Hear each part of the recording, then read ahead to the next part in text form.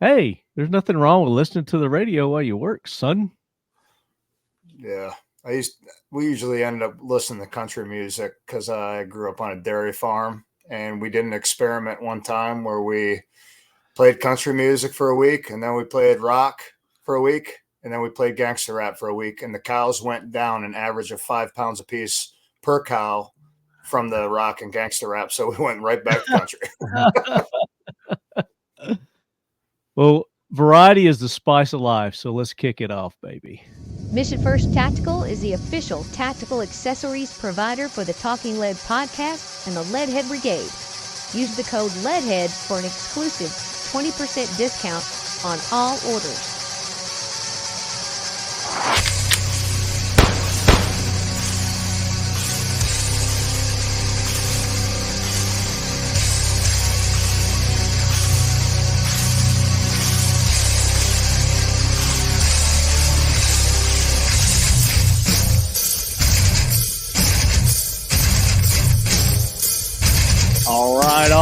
All right, lead heads. Welcome back to another episode of the Talking Lead podcast. I am your host, Lefty, and we have been leducating the unleducated for damn near 13 years now. And looks like we're feeding the fat boys today, too. Ton, what are you eating? Brownies. Oh, my God. Fuck yeah. Are those like special brownies or? No, the neighbors brought them over because I'm still bacheloring it, and it was either that or I'm still eating carrots because that's what I found at the grocery store on the way to the ice pops. Carrots. Carrots and brownies. What a mix. Yeah. So this is what Ton does when his wife is out of town. His diet goes to kaput. Yeah, I got carrots, broccoli, ranch dressing, and ice pops, and the neighbors brought me brownies. Ice pops. They were all within the first 10 feet of the store opening. So I went into the very front opening and to the cash register because everybody else was creeping me out, and I was done. No shit. And you've lost how much? How much weight have you lost? Since on this she's crazy left? diet? Oh, total of 48 pounds in 3 months. Wow, dude, I can actually tell in your face that you've lost weight. You're looking good, bro. Thanks, brother. I appreciate it. I've actually tried, and I'm sticking to it. And this has been my splurge. This is the one thing I've splurged on was brownies. I've been having Greek yogurt and oatmeal for 2 meals a day and salads. Nice. Yeah. So, Leadheads, welcome in. Appreciate you tuning in. If you didn't get an opportunity, make sure you go back to our last couple of episodes. We had the AK Corner. We had Professor Paul Markle on, and we talked about Nick Orr's new book, Blood Trail, which is an awesome book. If you haven't got it yet, make sure you go to Amazon, go to sotg.com, get the book. It's relevant, even though it's fiction. It's relevant to what's going on today with the illegal immigration, all the crime, all the bullshit that we're experiencing because of that. But it's a fun read too. And there's a sequel, and the sequel I think dropped this week.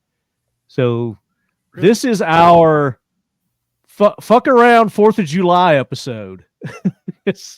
Oh yeah, because we know everybody's out fucking around, having a good time, enjoying their liberties, their freedoms, their independence. Except Ton, because he's eating carrots apparently. Dude, they were right next to the ice pops and the pomegranate juice. Bullshit. And then joining this episode, we are proud to have Ryan Kuperus. Did I say your last name right? Kuperus. Kuperus. I said Kuperus. Is that Latin? What is that? It's Dutch. It's Dutch. Dutch, yeah. Dutch. It's Kuperus. It sounds kind of Latin, like it would mean like son of Zeus or something like that. Yeah, that sounds good to me. Thor, Zeus, or wherever you got. I don't know. Dude, the motherfucker's big enough. He's taller than me. Yeah, so I can't get away from tall people. I mean, when you're 5'9", everybody's taller than you, you know. It's called a homunculus, bro. Perfectly sized miniature human being. Is that what it is? Is that what I am? Homunculus. Homunculus. Okay. Sounds like a droppings of a mule deer or something. Pretty When you're close. tracking a mule deer, it's like, look at his homunculus here. Yeah. I think he's been eating some jacked up fungus. So Ryan is with the Reason Outdoors. It's a nonprofit organization that specializes in basically getting veterans and wounded veterans, first responders out and about hunting. And we're going to let you talk more about that, Ryan. Welcome into the show. Thanks, Ed. It's great to be here. It's great to have you. We'll see if you still have that opinion as we get into the show here. But I'm hoping Ton thoroughly prepared you, and maybe you caught a couple of episodes before you got on to kind of get the gist of the show. But Dude, he got we don't stuck take with me. ourselves seriously here. Yeah, he got stuck with me at a week at RMAC at the competition. Yeah. Oh shit! Yeah, Is that the one you just got back from? yeah, that's the one I just got back from. Well, we want to talk about that also. You've had a couple of competitions since last time you were on, so we Yeah. want to talk about those, and then we've got an outing coming up, Ton. You and I are going to be at. It's the was it the Gun Owners of America? Yeah, goals, the Great American Gun Owners of America, their first conference in Knoxville, Tennessee, and I'm trying to get Koup to come out and play. Oh, Koup, come on, son. We're gonna have a good time. I think I'll be there. I'm looking. I gotta double check the schedule. I'm pretty sure I'll be there though. Nice. So there you go. The With- three of us will be in Knoxville. It's August the what is it? 15th, 16th, 17th, 18th 15, 16, 17, 18. I think it's open to the public, isn't it? I'm not sure. on the 17th, 18th. 17th and 18th, open to the public. Come.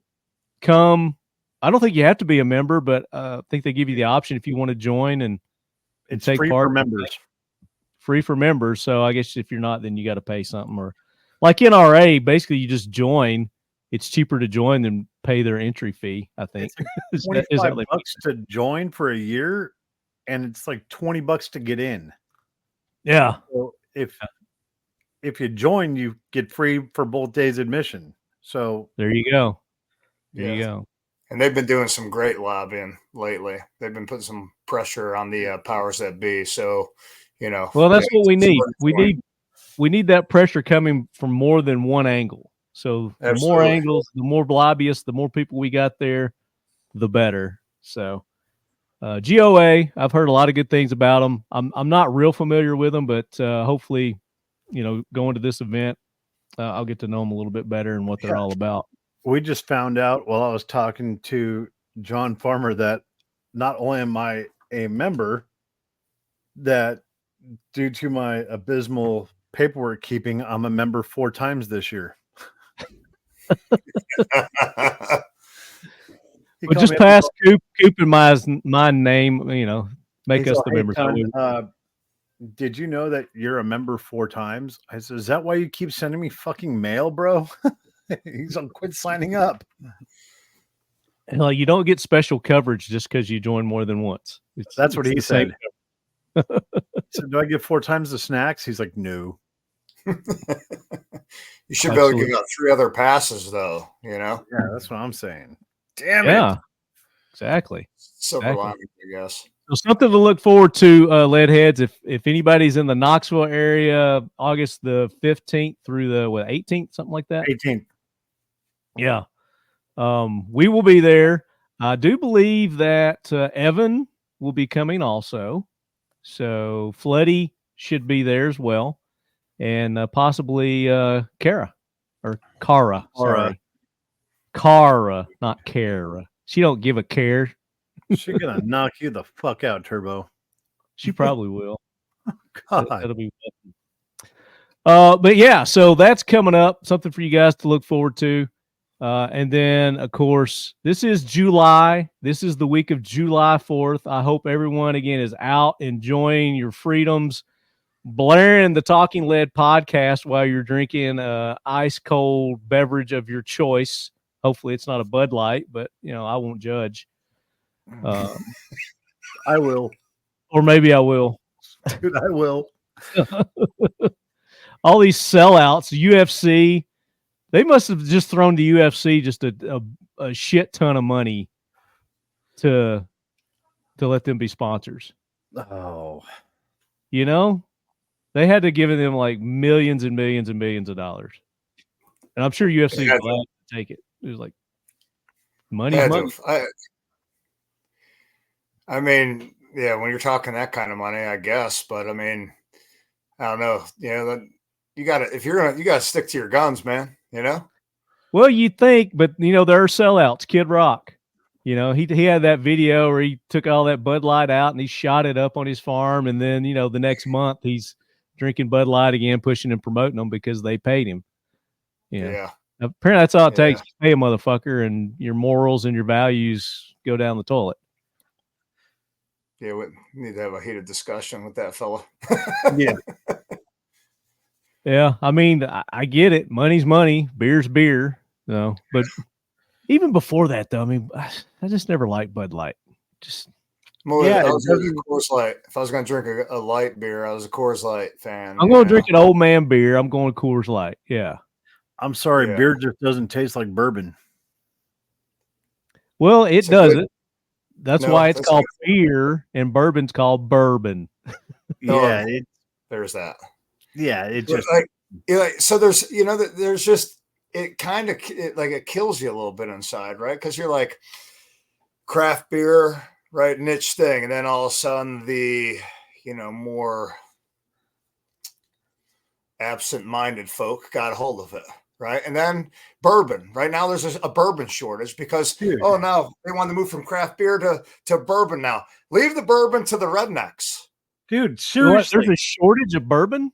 Yeah. I haven't heard this. Man bun little bitches out there decided to make it fancy. Listen, dude, you already fucked up PBR. Don't fuck up my bourbon. Take your man bun and your baklava, go stick up your fucking ass and go over there to your fucking martini bar and suck someone else's dick. Leave my bourbon alone, you fucking bastards. Brother Ton, preach to the masses, brother. Preach to the masses, please. I think there's enough bourbon to go around. I don't understand why there's a shortage. I mean, I know that a while back, Jack Daniels had like this huge fire and it destroyed a couple of warehouses full, but bro, they've turned this into, we're going to go chase these bottles of Blanton's with special letters on them. And wait, I know Jack Daniels isn't bourbon, right? It's just whiskey, right? That's Tennessee whiskey, yeah. It's mixing liquor. But dude, they've gone and fucked up bourbon for everybody. That's what you give your kids when they're teething from the time they're born. Now you got all these fucking hipsters wearing skinny jeans, ankle high, and flat top shoes out there sipping this shit because it's the cool thing to do and chasing it because it's a collector's item. Dude, leave the shit alone. Dude, if you've never... All right, so here's an article, New York Times. Where did all the bargain bourbon go? Blame the whiskey mania. They're not even going to let me read this. Dude. Fucking New York Times. You got to pay before you can read this shit. Yeah, of course you do. But hey, if you've never had a callus on your hand, right? If you've never actually taken a walk in nature, right? Stay away from the bourbon. Okay. It's a question that echoes through liquor stores, bars, and restaurants throughout the state of Kentucky. Do you have any Blantons? Usually the answer is a resounding no. More and more bourbons, many of which used to be readily available at liquor stores everywhere, are joining the ranks of rare, and this is particularly true of Buffalo Trace Distillery products. The company's W.L. Weller line, especially the 12-year-old Expression, are nearing Blanton status, and even the relatively basic screw top Weller Special Reserve has become a commodity. Dude, let's see if they go on to explain this. When I was bucking hay as a kid, when you were so broke, you'd go get yourself a can of PBR. It was low rent beer. That's just something you drink. Then the hipsters got a hold of that and turned it into, let's go get us some PBR. They ruined All right, beer. here's Now this they're doing it to bourbon. people's reasoning. There are many factors coming together causing the market madness, making it tougher and tougher for regular Jane or Joe with their jack wagons for including that, trying to be equal, Jane or Joe, to walk into their local liquor store and buy the bottle they used to routinely find. The phrase allocated bourbons comes up a lot these days because bourbon fans understand that distilleries allocate certain quantities of their brands to various states. Often those allocations are based on past sales, meaning it's possible for other states to get more bottles of a certain brand than Kentucky. Okay, so they're saying that's one reason maybe. And the other reason is 21 to 25 years ago, someone didn't do us a favor and swallow or wipe it off on a teddy bear. Let's see if they give any more reasons here. I can't understand why you wouldn't want to supply your backyard. Blah, blah, blah. The distilleries, Buffalo Trace products are hot. It's as simple as that. And yes, there are plenty of hard to find products that aren't produced at popular Frankfurt distilleries. Blah, blah, blah, blah, blah, blah, blah, blah. Sounds like a Buffalo Trace advertisement. Probably Not is. being able to get the bottle of. Well, they're not going to go down your trail apparently and call it out. What the real? No, they need to stick to their fucking cotton candy flavored vodkas and go suck it off. There you go. I'm with you. I concur. So it's just like this just looks like demand is up. People are wanting their bourbon. I mean, don't go from White Claws to bourbon. No. They need to I got no problem. You're at the beach. You want some Truly. You want some White Claws. Ain't no thing. That's cool, right? But don't go from that to be like, oh, I'm gonna have a bourbon. I do that. I do that all the time. I drink my tall girls and then I switch to the bourbon, baby. It's just, I can't drink bourbon all day. Oh hell no. So like these next couple of days, I mean, I'm gonna be partaking. Next. Yeah, as you should. The whole week, probably, but I just can't do the whole week with bourbon. I mean, I've got to have some beer mixed in there. I got to have, some seltzers, but the bourbon will get mixed in, and the whiskey. I mean, I know again, Jack Daniels isn't bourbon, but right. I like my Jack Daniels. So I like Angel's Envy. Yeah, that's like my that and Bullet. Angel's Envy rye. Yeah.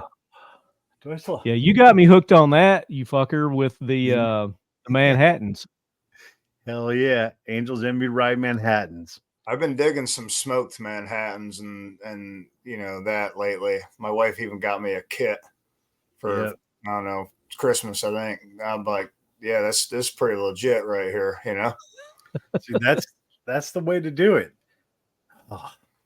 That's what I hate is like, I'll get on like a bourbon kick, or I might get on a gin kick, or or something like that, and then somebody sees that that I'm into that, and then they'll buy me something like that, like the smoky thing, to where I was like, I appreciate it, but I really like other people doing it for me. So that's true.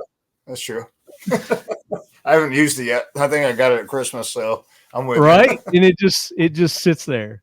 I mean, and I love my brother and my sister-in-law to death, but they're always wanting to buy stuff for my pool for me too. I've been here. I've had this pool for 30 years, and I've never had a basketball goal at my pool. And there's a reason, because I've never fucking wanted one. So this year they decided to get me a basketball goal for my swimming pool. And what do you say? What do you say? Have you put it up yet? No. He's actually out there. My brother's out there right now with my nephew. Go out the window and tell him to hurry up, put it together. I mean, I was like, hey, if you guys want it, it's in the garage. It's been sitting there since February. Or throw it out, one of the two. The Firebird M50 targets are a new, low-noise version of our popular 50 bio detonating target. M50 targets are self-contained, pyrotechnic reactive targets that are legal, safe, and easy to transport. Use the exclusive code TL15 for 15% off all orders at firebirdtargets.com. Firebird Targets is a proud sponsor of the Talking Lead podcast and the Leadhead Brigade. Oh, wait, can't bring Koup, it away. not to get off subject, but do you know what a cabin air filter is in your car? Yeah. So this is I a do. great time Actually, to get into our jack wagons. So we do this segment, Koup. It's called Talking Lead Jack Wagon Train, and we are honored to have it introduced by none other than Arlie Ermy himself, the Gunny. So Gunny, bring that.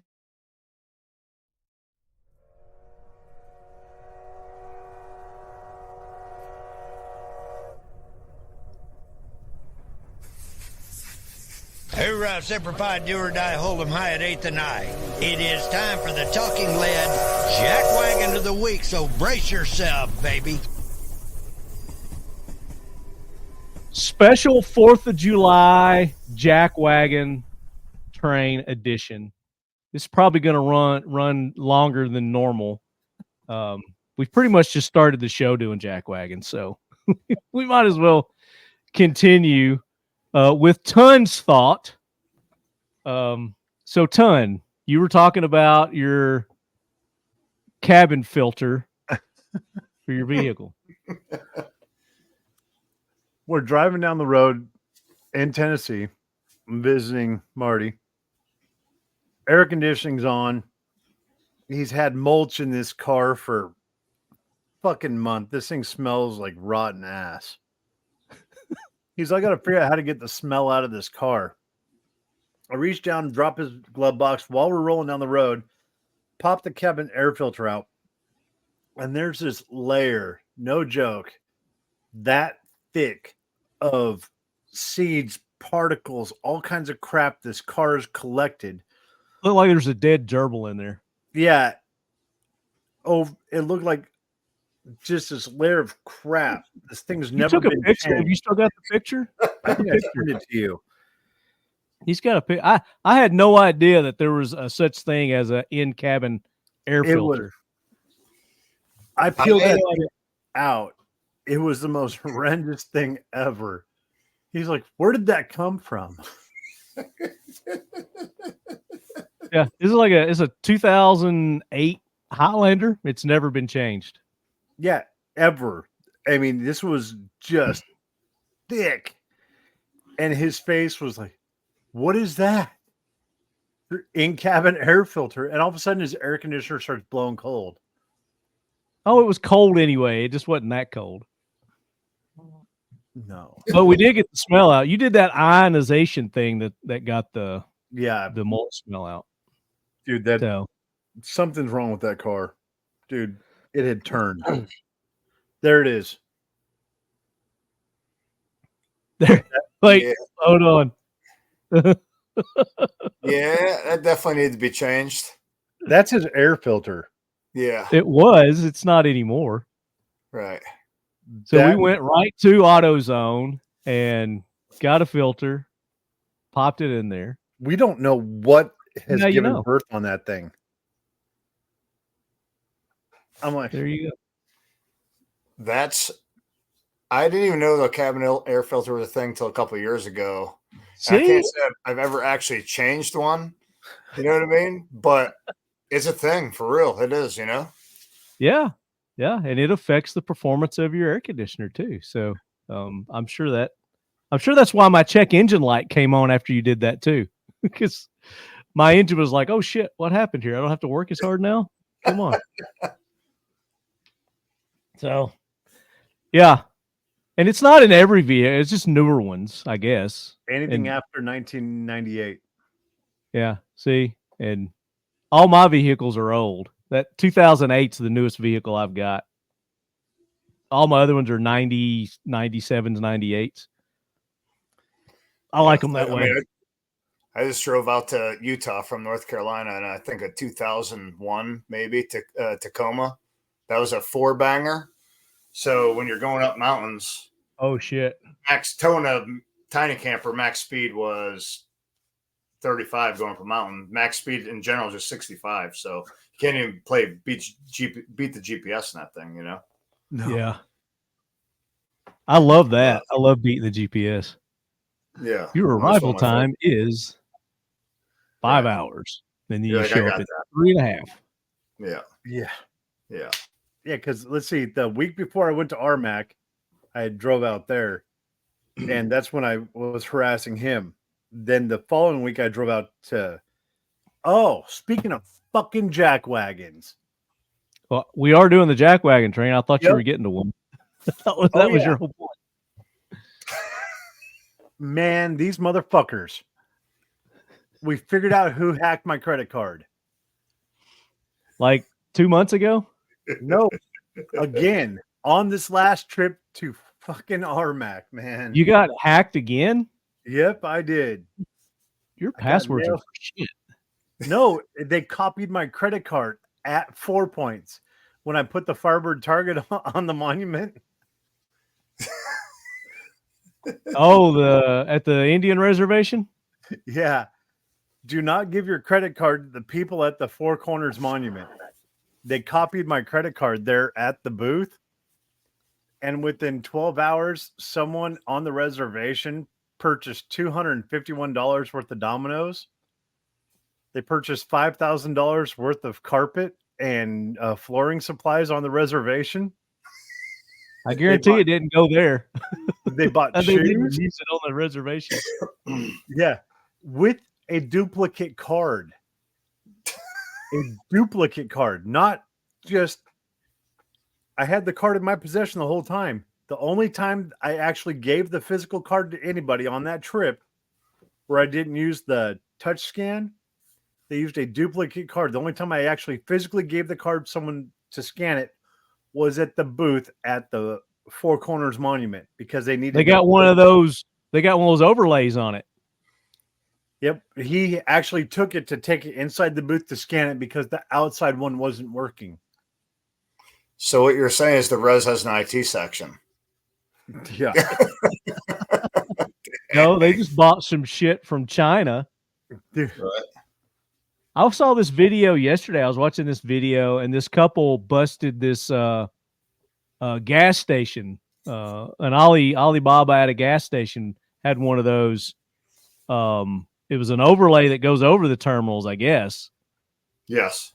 That they put on there, and they ripped it off, and the real one was like underneath it, you know, and they're videoing the whole thing, and the dude's like, "Oh no, I must tell my owner what's going on here."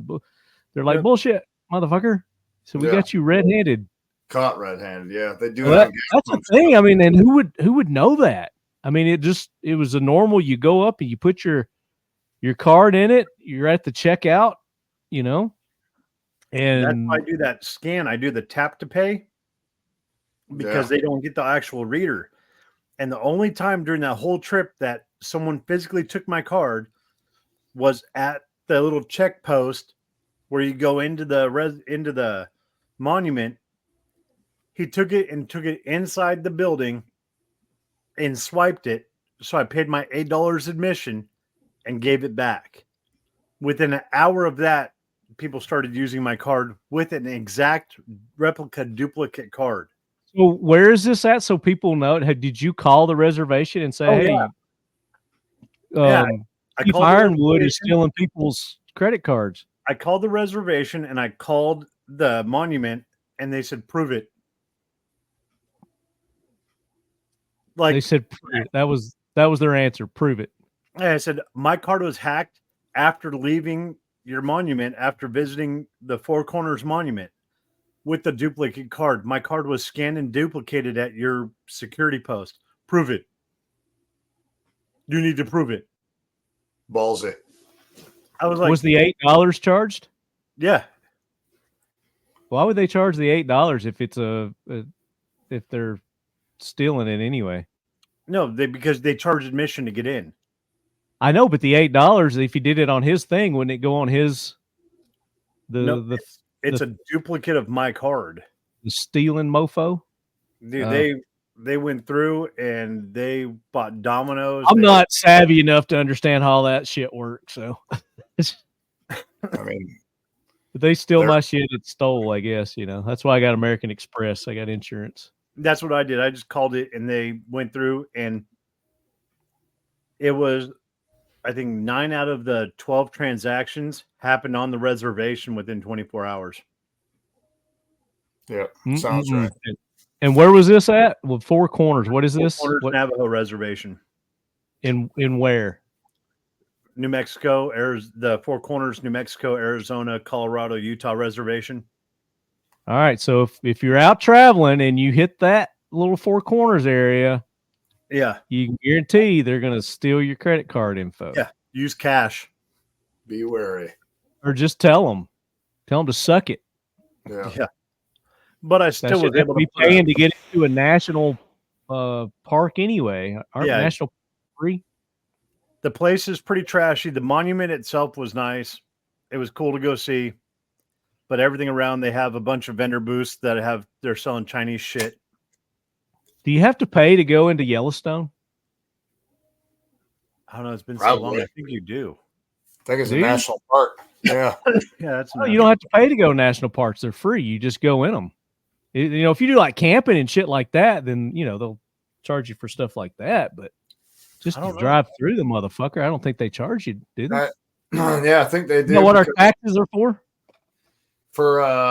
I know that I can get a free lifetime national park pass or whatever for being a disabled veteran. Yeah. So, well, maybe we should do this too. We kind of maybe jump the gun and introduce you to our listeners, Ryan. So, Ryan Koup. All right, sure.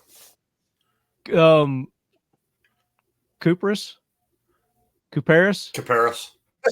Yeah. I'm bad with names, man. I'm sorry. I like Koup. So Koup. Yeah, you just call me Koup. That's what everybody calls Koup me. is a 17-year Marine veteran. Did a lot of his time with Force Recon. And you got injured during your time of service in a Humvee accident, I do believe. So, and he's been on other podcasts. You guys are probably familiar with Koup, but just for our listeners who may not be familiar with who you are, kind of tell your story, Koup. So I did 17 years in the Marines. I started in the infantry and then actually got out after my first 4 and did the reserves, played some lacrosse in college and whatnot, and then went back in after about 18 months and went to recon and force recon.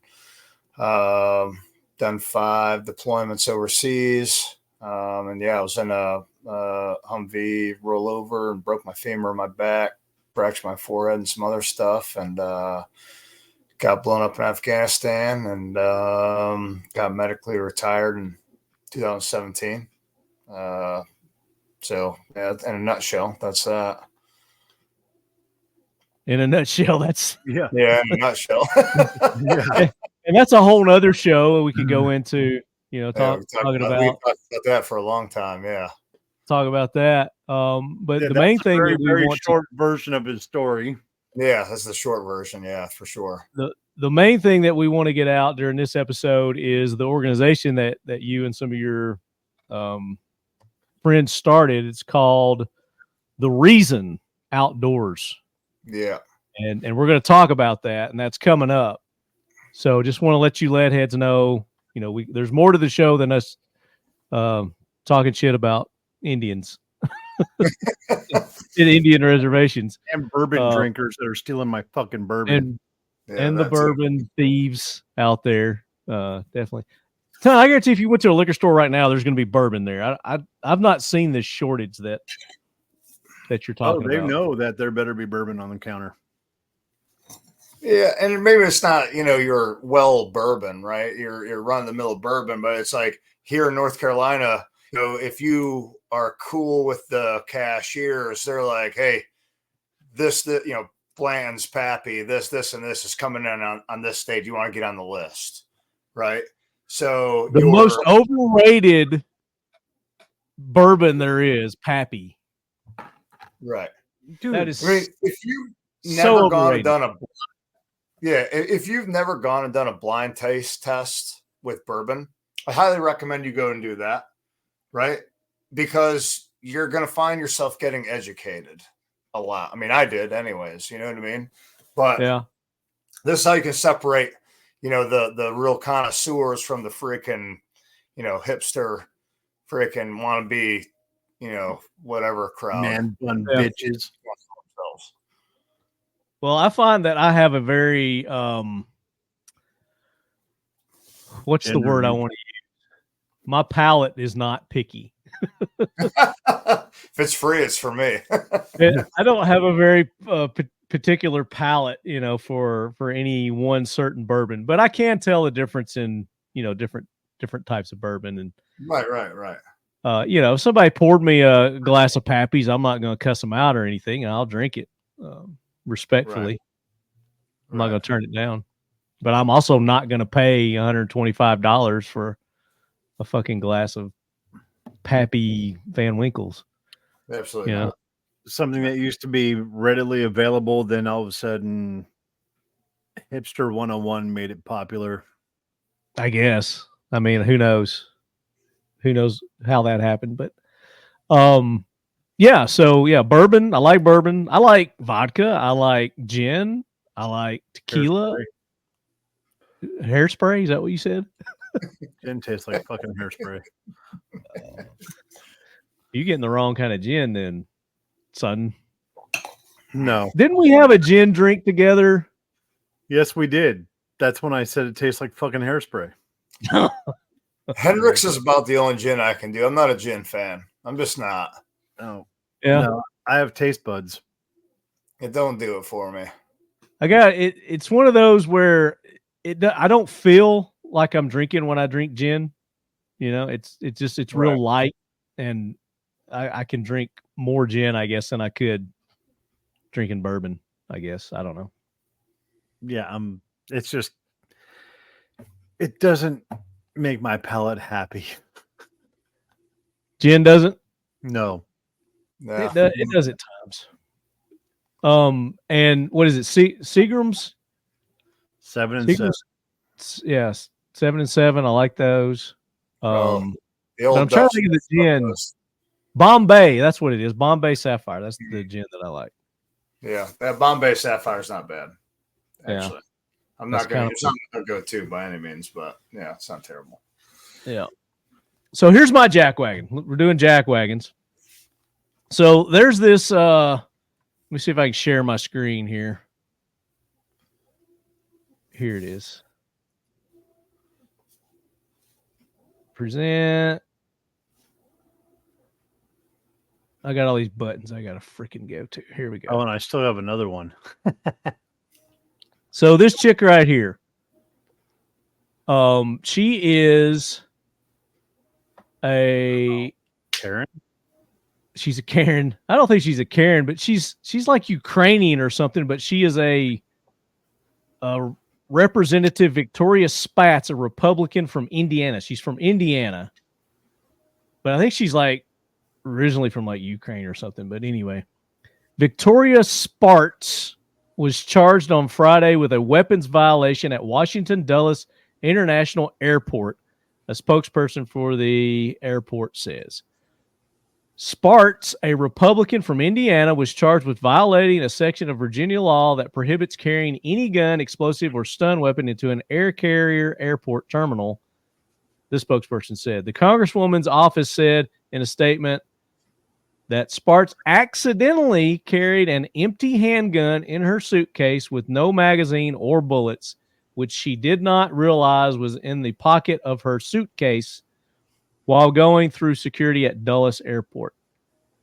She received a citation and then flew to the Organization for Security and Cooperation in Europe Paramilitary Assembly meeting. That sounds like a made-up organization, according to her office. Spatz received a summons to appear in Virginia court, according to the Airport Authority. The violation is punishable as a Class 1 misdemeanor. Asked about the incident involving Spatz, TSA officers at the IAD detected it looks like a Kel-Tec. I was just going to say that is a Kel-Tec with a clip draw. I have that. That's a Kel-Tec one of the 380. sponsors. One of the sponsors of the Talking Lead podcast. Yeah. Kel-Tec weapon. Get your there's probably a sale on this 380 if you go to governmentauctions.com. The firearm was unloaded and in the individual's carry-on bag. Sparks, the first Ukrainian-born member of Congress, there you go, was elected to the House of Representatives in 2020 and emerged as a leading Republican voice in the strong U.S. response to Russia's invasion. Blah, blah, blah. $61 million already gone to Ukraine. They can buy a lot of Kel-Tecs with that. They actually, Kel-Tec did send some sub-2000s over there in the beginning of the war. You guys remember that? Yeah. We talked about it here on the show. Kel-Tec actually sent the sub-2000s over. We never knew who got them or where they went. I've never seen any actual pictures of them being used in combat, but hope they sent some KSG shotguns for the trenches, Dude, right? Yeah. Trenches, the KSGs would do good in the trenches. Oh man, those KSG, they even got those like full-size KSGs now too. Those definitely would be drone killers. Definitely take out some drones with those. And you put those little short rounds in there and they can hold up to like, I don't know, 100 of them. It's ridiculous how many of those little short 12 gauges they can pop in those things. Yeah, the little mini shells, yeah. Yeah, the little mini shells. They'll hold a shit ton of them. But yeah, so she made my jackwagon train. I mean, how do you not know? I mean, those are small and, they can get into crevices. But if you know you got a gun in a bag that you're carrying around and you're going to the airport, don't you like double, triple check that bag because you know you're going to get fucked over at the airport? Yeah. I mean, especially in D.C. In D.C. She probably won't even allow that. She's from Indiana. She ain't even have that damn gun in D.C. What are you kidding me? And if you're going to... I mean, she's in Indiana. In Indiana, Parliamentary Assembly, Europe. Yeah, going to Europe. Right.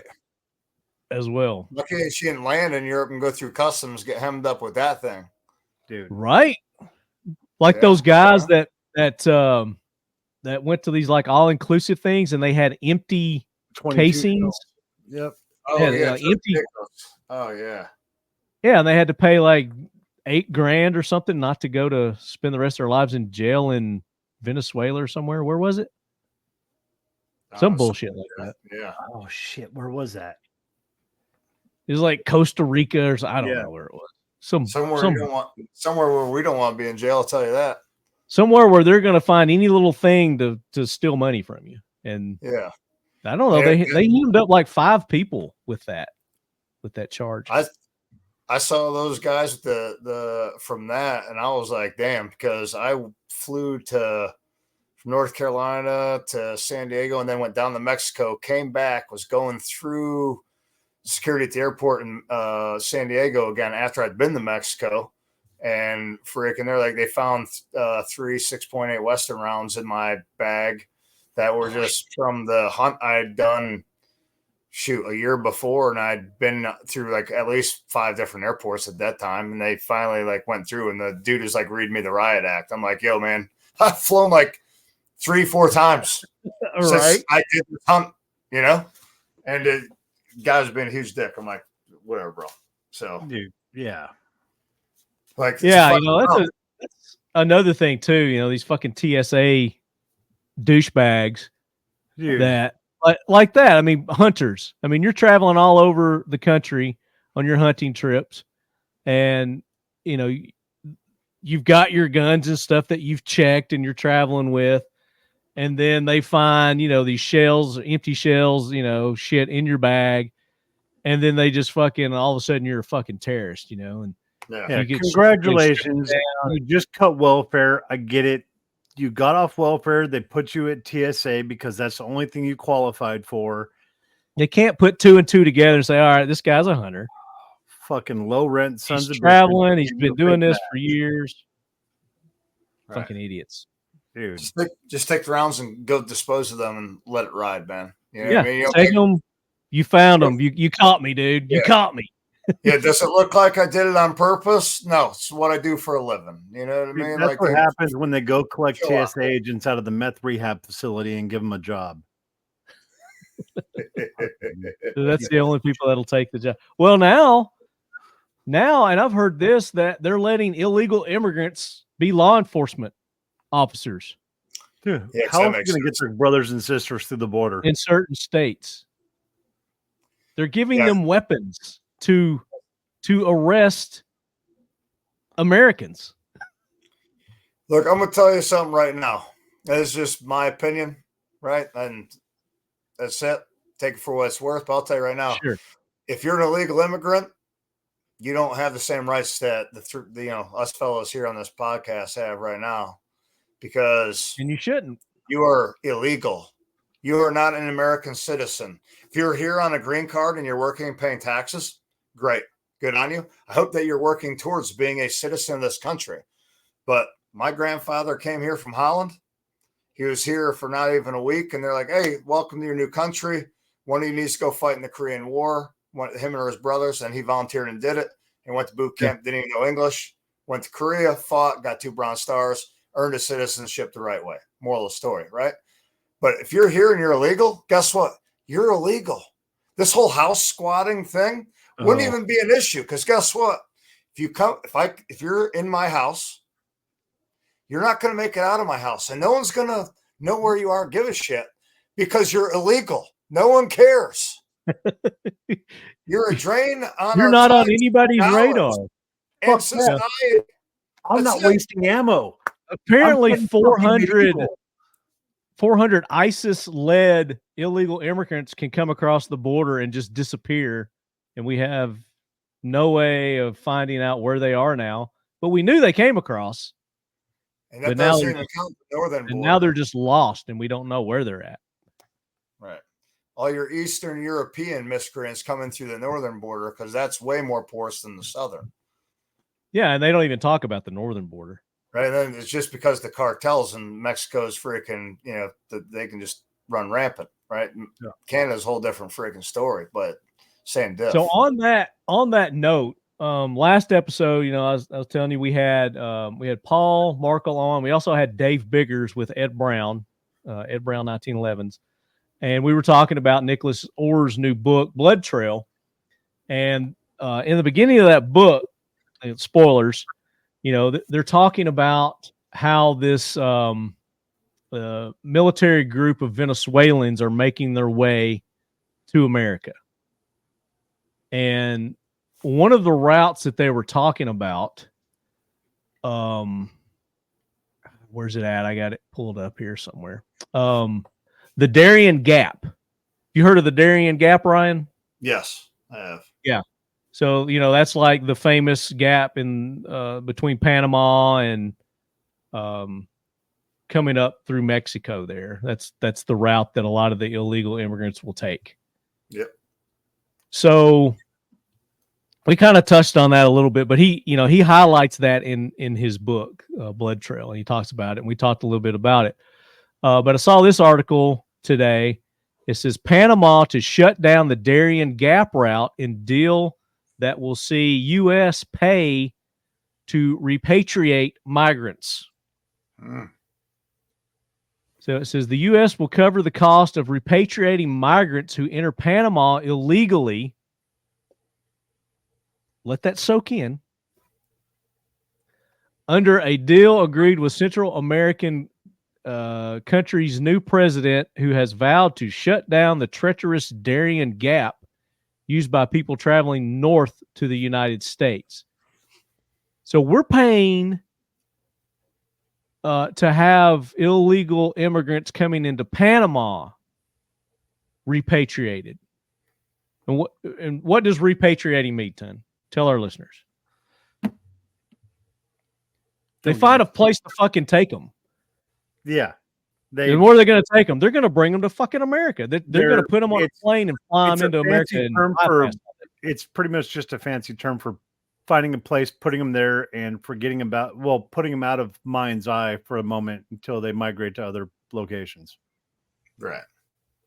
We're going to put them in your backyard until they're just smoke. Yeah. Just smoke and mirrors. Yeah. So last year, a record 520,000 migrants risked their lives. I mean, they're making them sound like they're heroes, or something. No, it's not often at the hands of people smugglers to traverse the Darien Gap, a dense jungle on Panama's border with Colombia. This new president says we cannot continue financing the economic and social costs that massive illegal immigration generates for the country, along with the consequent connection of international criminal organizations, Muliano said.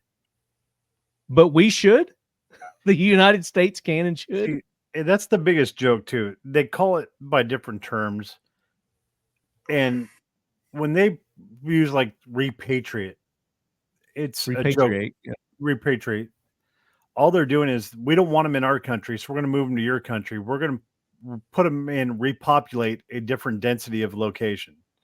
No, we're just gonna take them to the airport, put them on a plane, bypass them having to do this treacherous, deadly hike into America, and we're just going to land them in America, and put them on buses and send them out. The better term, in all directions. Yeah, the better term is expedite their journey.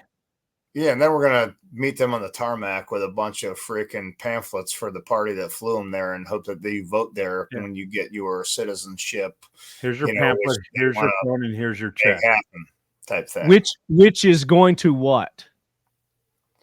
That is going to reduce the number of illegal immigrants come across the border. So it's going to make their numbers lower and say, hey, look what we've done. We've reduced the numbers of people coming across the border, but they haven't because they're just flying them in and bypassing it. I mean, you really sit there and you look at waste, fraud, and abuse, right? Like, how about we just return to the Monroe Doctrine, hands off the Western Hemisphere, right? Let's stop giving the Taliban $40 to $80 million a week. Like, that's a known fact that we're giving the Taliban that. People who were killed while I was in Afghanistan, their families are now getting money because they were killed by an American service member, right? So we're giving them 40 to 80 million a week. We're giving all these countries all over the world all this money for what? The whole world hates Americans. That's what. So this is the problem here in this country. Like, nobody has traveled or been other, especially never second or third world countries. People hate Americans. People hate us. Why are we giving money to the rest of the world? Let's stop that immediately. Dead in the water right now. We take half of that money and we put it into Central and South America, right? It's a 20-year plan, but guess what? Let's bring industry there, pharmacy, right? Freaking whatever that we have in China right now. Let's put that into the Western Hemisphere and make those better places. That's going to stem the tide of illegal immigrants. And we need to stem the tide of illegal immigrants that are military-age males, Chinese, Middle Eastern, whatever Somalian. They are, right? They all hate America. They're all coming here, right? You see big lines of dudes. Where's the women and kids? They're suffering in camps. Weird. Yeah. Right? Yeah. I mean, that's just me. That's because they rape them and kill them on the way. And they're yeah, that too. Yeah. Terrible. But again, you say that's a long-term plan. That's the long game, but this long game has been playing out where these illegal immigrants have been coming over here for decades, half a century. They've been playing the long game.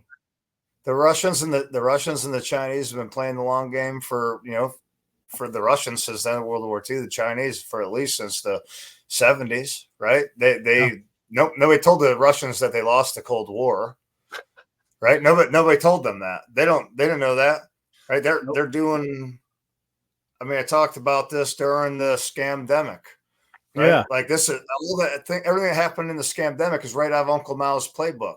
And I was on the Buffalo Bills radio show actually on a couple Saturdays up in upstate New York till the guy said he was going to get fired if he had me on again. But I'm like, look, this is out of Uncle Mal's playbook, ladies and gentlemen, right? Like, all this is, right? But I was the conspiracy theorist, but I happen to be right on everything, right? Yeah. The Russians and the Chinese, right? Media, right? Farmland. Look at all the farmland the Chinese own in this country. Mm-hmm. You know, it's insane. It's right there. It's right in front of people's faces, but they're just most Americans are content to just.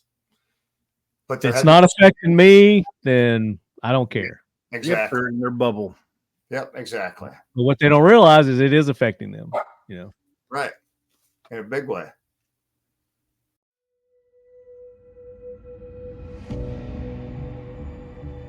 Less than 1% of all Americans will ever serve in uniform. Their average age is 23. The average age of an American serving in combat, just over 21. They come from every walk of life and ethnicity to represent the melting pot and diversity of our great republic. In the prime of their life, often just old enough to drink, or voting for the first time for their commander-in-chief, they serve our nation and risk their lives to preserve the freedoms and liberties we hold most sacred. To every veteran, and for every measure of service, devotion, and sacrifice you've given, we offer our sincerest gratitude and thanks.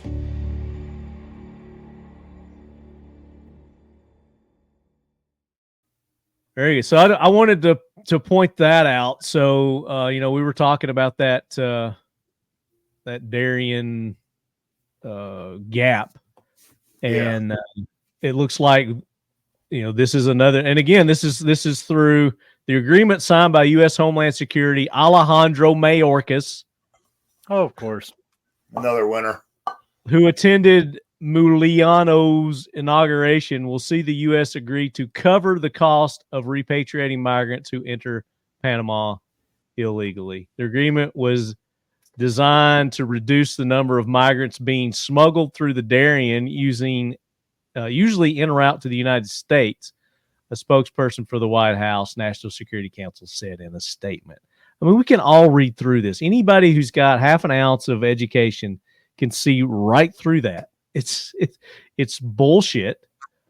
It's cloak and dagger, smoke and mirrors, where it's just basically saying, hey, we're going to just pick up the cost and we're just going to fly these or bus these people in, on air-conditioned coach buses, first-class tickets, anywhere they want in the United States, bypass these long border lines and just fly them directly into the United States. It's exactly what they're doing, because no other country is going to accept them. I mean, isn't Panama? Don't we got a canal going through there? Isn't that like the most narrow land bridge? I mean, if you're going to put a wall somewhere, just smack it up against the canal. Right? Am I off on this? Why do we need this whole Mexican border? Just do it down there in Panama and we're set. I mean, what? You know what? There's hundreds of thousands of troops not doing shit right now. Send them down there for some gainful employment. Yeah. Like very divided. There's a big fucking canal there. All they got to do is take the walls that they've built for the Mexico walls right now, and just take what they've done and move it down there, and that will cover that little slit right there. I mean, there's engineer companies that would love to build that stuff. I'm sure there's a ton of Marine and Army infantry who would love to be down there on that border and just see somebody skulking about with a gun. I mean come on. Look at the real estate. That's all you got to do right there is put a wall right through there. Versus, where's America? Way up here. Yeah. That. Yeah. Versus all that. You've got, what is that? It's like going from here to to Knoxville. It's like a 3-hour drive. I mean, that's just a start for a deterrent right there. You know what I mean? Like, let's just start there. How about that? But no. Further for bourbon.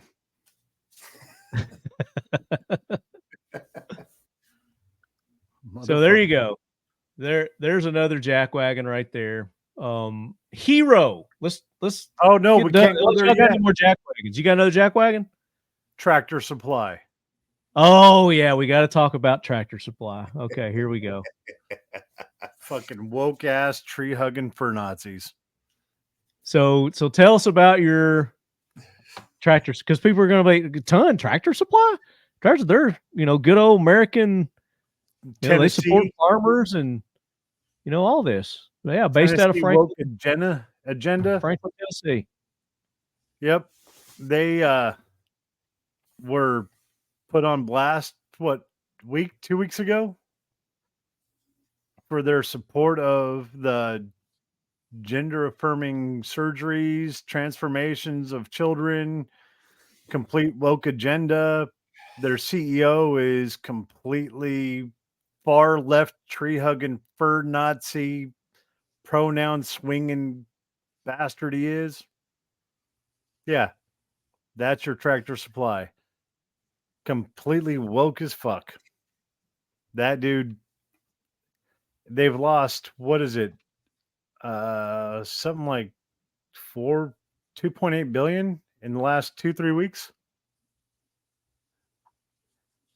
Is that what they hired that guy? I'm looking them up right now.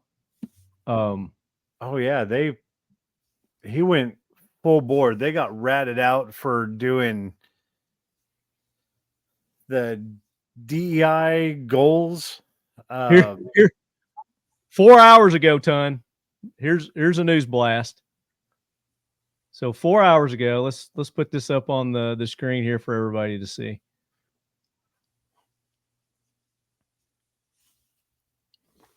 So Tractor Supply cuts pride support, DEI rolls, and more after boycott. Here's what to know. Tractor Supply announced it would eliminate its diversity, equity, and inclusion initiatives and carbon emissions goals. The company posted a statement on Saturday indicating it would stop sponsoring non-business activities like pride festivals and voting campaigns, instead choosing to focus on employee development and rural American priorities, including agriculture, animal welfare, and veterans. Tractor Supply. That's our business, is agriculture, animal welfare, and veterans. Let's stick to that maybe, huh? The shift comes after a right-wing commentator drew attention to the company's stance on LGBTQ plus. Remember that joke I told you yesterday, Ton? Yeah. LGBTQ. The BBQ. Rights and its diversity initiatives. We have heard from customers that we have disappointed them, the company said. We have taken this feedback to heart. Oh my God. So after trying to make it right. After only recently landing the title of one of the best in the South, a beloved East Memphis steak. Oh, that's something different. Buckley's Grill. Yeah. They got out from completely being woke. Their stock dropped. The bottom fell out of it. And then it's kind of one of those too little too late, in my opinion. Yeah, they what was it? So somebody who's gonna switch on a dime like that, where they had this built into their company policy, was that they're going to support and get behind all this woke bullshit. And then once it comes out public that this is what they're doing and this is what they're supporting, and they're the people who use them, farmers, veterans, Americans, that were behind this company, found out about it. They're like, no, dude, that's not our values. That's not what we stand for. And their stock, the bottom falls out of it. They turn on a dime and say, oh, no, we're going to cut all that out now. You think they're really going to stop and cut that out? No. They were forcing employees to participate in Pride over veterans. You have to support Pride and all these other completely woke agendas, but you cannot support the veterans events. Okay, so screw the veterans that made this country free, but know what? Cut your dick off and we'll support that. Go fuck yourself, Tractor Supply. Go plow someone else. Yeah, I don't care that you've come out publicly and said that, oh, no, we're not behind any of this stuff anymore. The fact is that you were behind it, and you were pushing and promoting this, and you were discounting veterans. You were putting them to the back burner, and then now all of a sudden you're gonna start ranting. No, fuck you. Yeah, they could have changed it. Too late. They could have changed that when all the shit was happening with Bud Light, with Target, and with all that. They should have seen the writing on the wall then and freaking made a change in policy before they get caught by the blue collar people that freaking shop at their freaking store. You know what I mean? Well, you know, I hate to say that, you know, go woke, go broke. Was that who sang that song? Yeah. It may be My Hero. That wasn't Zach Bryan, was it? Who was that? Go woke. No, that was the guy who threw the chair out of the bar. Morgan Wallen? I think it's Morgan Wallen. Yeah, I think that was Morgan Wallen, which, you know, he's a hero. Love Morgan Wallen. But I mean, that's the whole thing is, how are they falling into this minority squeaky wheel bullshit? If you're the owner of a, you know, top multi-billion-dollar company, how do you not know where your money's coming from? How do you not know that farmers and veterans and, you know, Christian valued Americans are behind your company? And that's what made your company successful. Sings that song. Jason Aldean, that's who it is. Yeah. Because how are you not aware that is the majority of your clientele? This is where your money's coming from. And why would you even come out, even if you're in the back, you know, behind the curtains supporting this stuff? How would you not know that it's going to come out somehow, some way, and you're going to go in the shitter for it?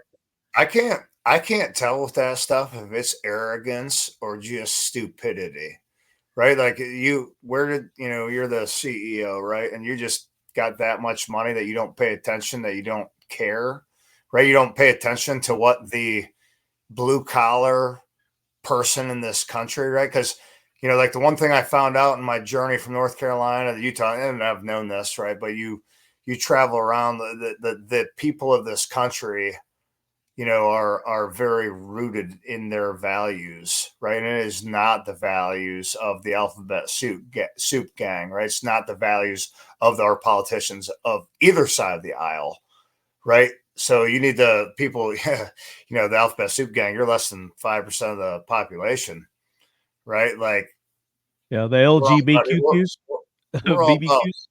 Yeah, we're all about equal rights around here, right? I fought for equal rights, right? But you want to know what? You don't get to speak louder than the rest of the people of this freaking country, right? And you want to know what? 95% of this country or more does not agree with your values and can damn sure do something about it very quickly. You know what I mean? A right and a value are two different things. Right. You know, I don't have any rights that anybody over there in the alphabet gang doesn't have. I actually have less. Yeah, at this point, yeah. You know, I actually have less. But as far as rights go, I don't have any additional. Because I am a white male, I have no additional rights granted me that anyone else that is an American legal citizen has. You know, Now the illegals have a lot more rights, it seems like, than we do, and a lot more privilege than we do. But I'm not getting into that right now. But as far as rights go, we all have the same rights. How you execute, how you appreciate those rights, you know, that's an individual basis. Absolutely. If you go back to Tractor Supply, this guy who's Hal Lawton, the president and CEO of Tractor Supply. If you go through his work history, president of Macy's 2017 to December 2019, board of directors of Buffalo Wild Wings, senior vice president of eBay, SVP of merchandising, Home Depot. Here's how we've gotten into the situation that we're in. You know, again, it's the slow game. It's the long game. They've played the long game, and it's these corporations that put these policies into place to fill these cultural gaps, I guess, in their employment of their company. And they made it mandatory that we have to hire X amount of this type of individual. Right. Well, as the years have gone on, those individuals, you know, get promoted. They get moved up. Their ideas and their values are obviously going to, I mean, how do you think Bud Light got to where it was? I mean, it was because of that. How do you think Tractor Supply got to where it was? It was because of that. Yep. Because they start hiring the people that have these beliefs and these values that are different than anything else that is what we would consider, you know, American values. Yeah. Christian I guess that guy's got a degree in international business too, or something like that, right? Yeah, he got his MBA from University of Virginia, Darden School of Business, and he has his dual bachelor of science and chemistry engineering from North Carolina State University. North Carolina, Koup. Yeah, I don't know if I'm. Aren't you in North Carolina? What's that? Aren't you in North Carolina? Yeah, I'm in North Carolina. Yeah. I mean, but you know, the point of the matter is that that's my point, is that these people have, you know, I say these people, I mean that this population of beliefs, you know, enough of these companies, you know, try to fill these mandates and these voids, you know, that they supposedly had to be fair and equal in their employment. Well, the majority of those people have risen up and they've come to power and they've taken control of these companies. And that's why you've seen, you know, these companies have Target, Bud Light, Tractor Supply. I mean, we could go on and on and on. I mean, look at these. That guy right there is a prime example. I'll bet you he did not spend many weeks stocking shelves or doing anything coming from the ground up. He got a degree, right? And then bam, and because he was a fraternity brother or whatever school he went to, he got slung into this position of whatever power, right? And then he just went from, Buffalo Wild Wings to Tractor Supply to here to there. But guess what? Does he have any real leadership characteristics? No, none, no. Zero. Does he have any? He met a profile that they were trying to fill. Right, exactly. He went from he was the water polo club team. There you go. He was that's all you got to say, Ton. Sigma Nu fraternity. Yeah. And graduated cum laude. And then he went straight from there. I don't think we need his bona fides. I think Macy's. Now, he went to Macy's. I mean, a couple months ago, I was very proud of the frat brothers, right? For freaking protecting the American flag here in North Carolina. They did that. Like, I went on my social media. I was like, hey, if any of you guys want a free hog hunt, freaking hit me. I hadn't heard about that. What happened? What was that all about? There was the anti-Israel protests, and these dudes freaking protected the flag and took it down. Nice. And, you know, did a great thing, which, I mean, like, hey, man, I talk a lot of shit over the years about frat boys. I'm telling you right now, I tried to fight a lot of them too, right? Back in the day. But like these guys made us proud as Americans. Oh, yeah. Right? So I'm not going to go all that. But this CEO right here from Tractor Supply, he fits. Look up Sigma Nu. Isn't that the LGBTQ fraternity? Anyway. I mean, would it surprise me? No, absolutely not. I have no idea. I'm pretty sure it is. Right. Pretty sure it is. Right. So. But There you go. So Right. Tractor Supply, yes, definitely jack wagons, and do not support Tractor Supply. You know, I'm not into this like boycotting shit. I mean, if you just feel strong enough that you want to go, you know, support them, knock yourself out. Again, it's a free country, but I had the opportunity of going to Tractor Supply today, and I was like pulling in, and then I remembered Ton telling me about this, and I was like, nope. So I went to Kelton's instead, and dropped $500 at Kelton's versus Tractor Supply. If you ain't supporting the veterans, you can go fuck off. I like your style, buddy. Yeah. It's that simple. Well, and to turn on a dime like that too. I mean, if you're gonna believe in something and you're gonna back the LGBTQ community, do it. Do it wholeheartedly. You know, die on that sword. Die on that fucking sword. Yeah. Don't be a fucking turncoat, because that's worse. That's even worse. I have less respect for them because of that than anything. Yeah. Dang, that's freaking rough. Because I mean, I got a Harbor Freight near me, but Track Supply, I don't got a Northern Tool, I don't got a Rural King, I don't got any of that. But there's like Tractor Supplies popping up like freaking whack-a-mole around here. You know what I mean? Well, that's probably going to come to a screeching halt because they just lost. Was it 2.4 billion in the last 3 weeks? As they should. Yeah, as they should. Yeah, and they should continue to lose. Yeah, definitely. Talk to me when Hal Lawton goes back to Macy's, then we'll reconsider. Why would you hire someone who worked at Macy's for a Tractor Supply? In what world does that make sense? It doesn't make any sense. Farm, agriculture, clothing. The only thing they have in common is they use animal products on both fat pigs. Fuck, I don't know. Yes. I don't know. 100%. All right, let's get to any more jack wagons. Let's get to some heroes. So, the hero I want, Koup's on the show. There you go. Right there. Thank you, brother, for everything you've done for the country and everything you're doing for the country as we speak right now. No problem. Yeah. Way to bury the lead, Ton. That was going to get us into the main segment. So I'm not going to take anything away from that. But yes, Koup, we greatly appreciate your service to our country.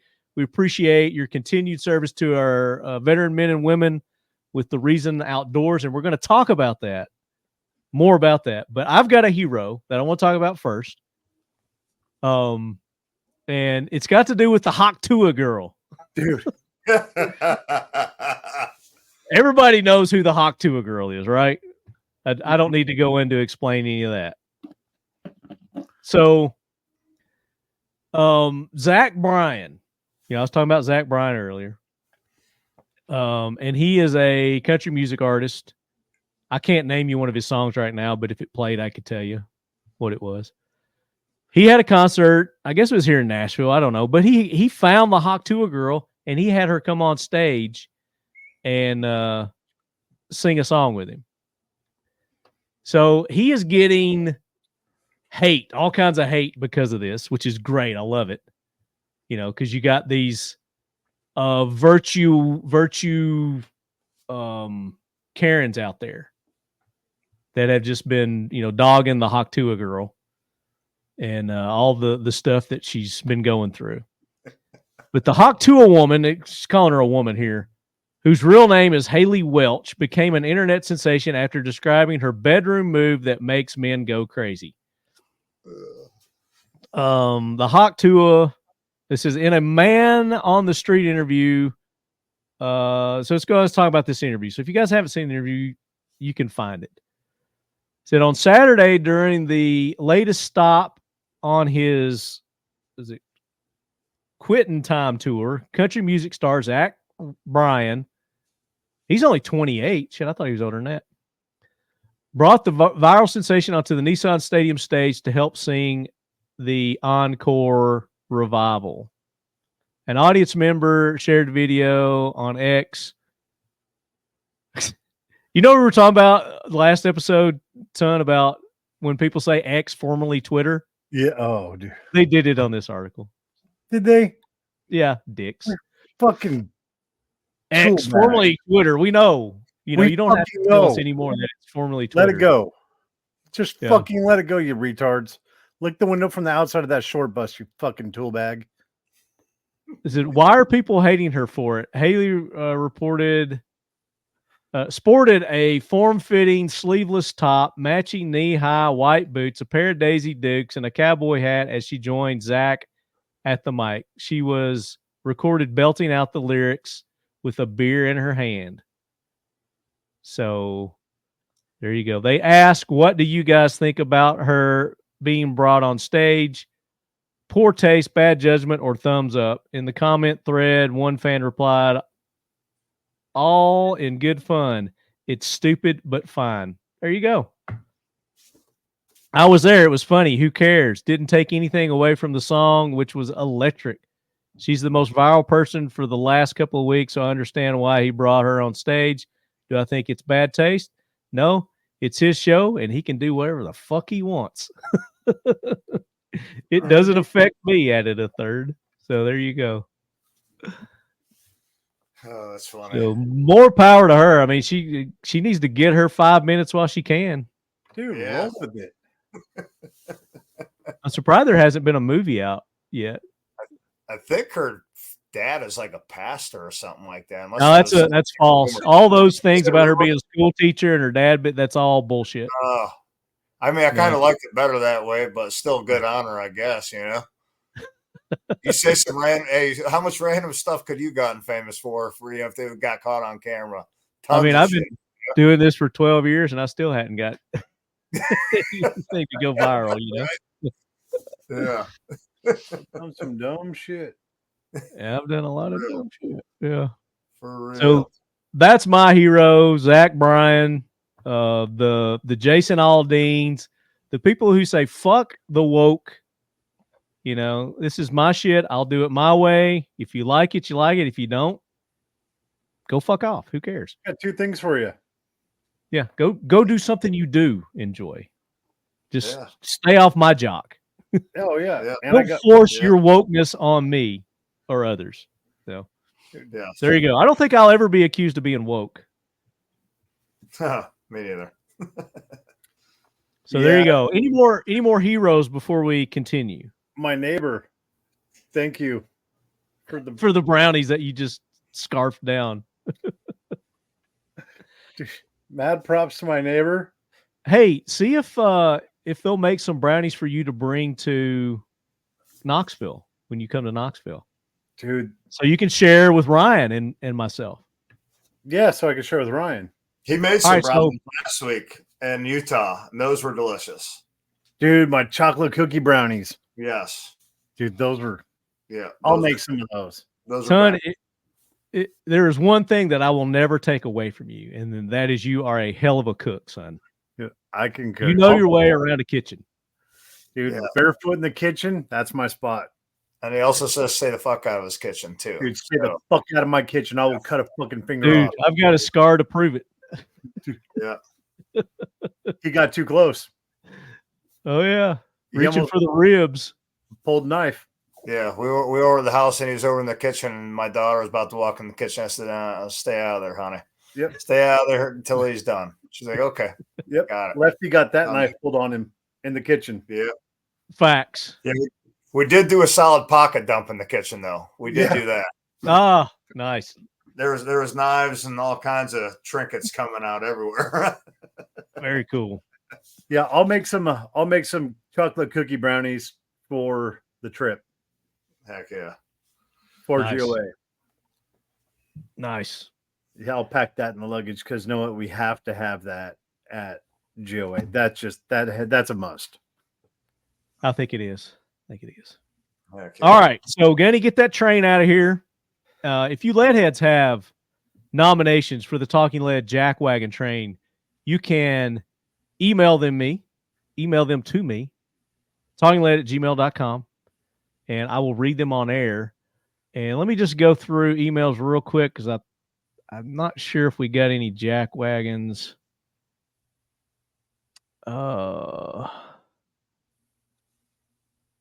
So there was another thing that went on. I think this past weekend. Was it GunCon or something like that?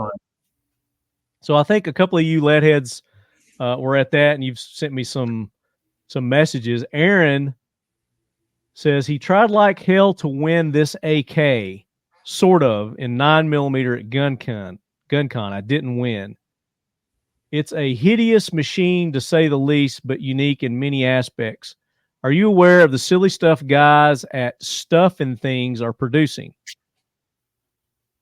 Says, now I need to buy a host weapon and put their bits and pieces, including the 58-round clear poly rotary mag. So apparently they've done a conversion to an AK to take the Chinese rotary mags. He says, anyway, GunCon was a blast, but also resembled a Peter Griffin lookalike convention. Weather was great. Brian Els was fun host and met lots of like-minded folks. So I had to look up who Peter Griffin was, and apparently it's one of those cartoon fuckers that I don't watch. So, Family Guy, is that what it was? Yeah, Family Guy. Family Guy. Yeah.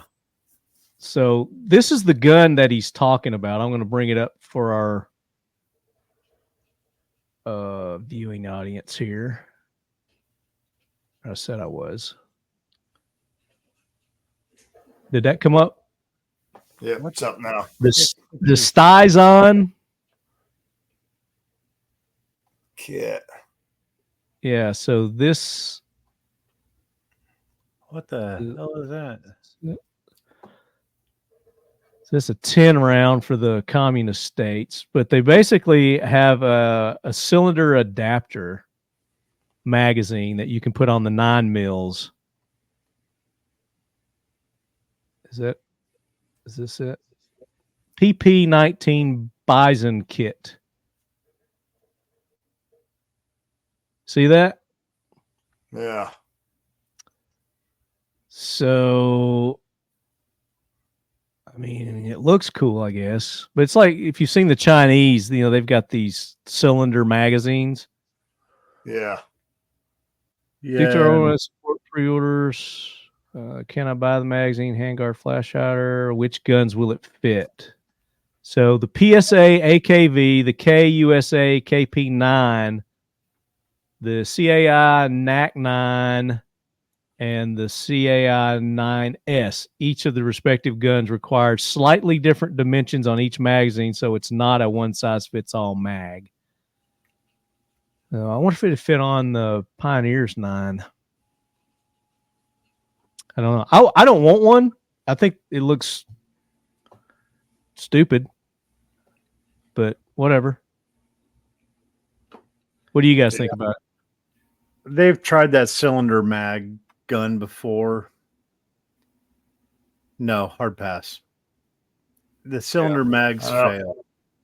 I mean, if that's what blows your hair back, sure, but I'm not I'm not gonna put a 9. I don't have any AKs anyways. I've been shot at them a bunch in my adult life, so I'm not gonna own one, right? Just on principle. I do shoot 7.62 by 39 out of ARs because it puts hogs down pretty freaking good. But I mean, I'm not going with a 9mm AK. I don't see it doesn't blow my hair back, just don't. What was that? That's right. I was thinking of the 22, but that's a 9mm. Yeah. Pioneer does not have a 9mm AK. They've got a 22 AK though. That's really fucking cool. But yeah, I'm kind of like you as far as the 9 goes. I wasn't really big in the AR 9mm either when they came out with those. I was like, okay. Yeah. There are other guns that do that well, but yeah. I mean, why not? They do everything else with an AK. I mean, an AR caliber. Yeah, that gun, that cylinder mag has been done before. For the life of me, I cannot remember what that gun was called. They had the Bison is the gun that it I guess started with. What's that? The Bison. Oh, here. Let me go.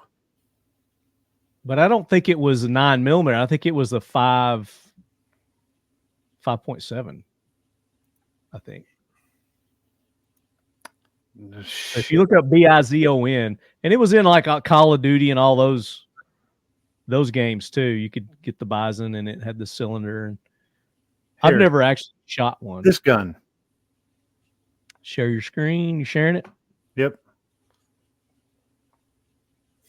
I had it. It was in the 80s. Oh, you're talking about the top loading, like the PP. What is it? The I can't remember it. I had it. P90. I had it in 22 and 9mm. Kel-Tec's got their little cylinder. It's not like cylinder though, but it's flat. You know, that flat magazine loader for the 5.7, right? Yeah, for the 5.7. Yeah, but this actually had 100 round 22 and a 50 round 9mm mag, and that thing failed all the damn time. Yeah, that just looks like a mess. Can you make it bigger? I can't really tell what that looks like. That's as big as you got. That's what she said. Nope. It just goes to the forgotten weapons. Calico. That's what it was called, the Calico. Calico. Yeah, that sounds familiar. Oh, there's the Bison. It didn't share over, did it? Mm-mm. Should be a thing at the top of your thing that says share this screen also. Yeah, that thing definitely looks like a good initiative, bad judgment design. And Ryan, if you need to go piss or something like that, feel free to break to go pee, because I don't set a time limit on my show. So if you've got a certain time you need to hop off too, let me know. All right. I'm going to there. I just shared that screen. The option one, take a leak. It shows all the before we get on the rabbit hole. I'll be right back. Which one is this? Those are all the helicals. The Bison PP-19, the Calico M960. They don't have Kel-Tec's on there. P90. These are all the 80s, the 70s and 80s.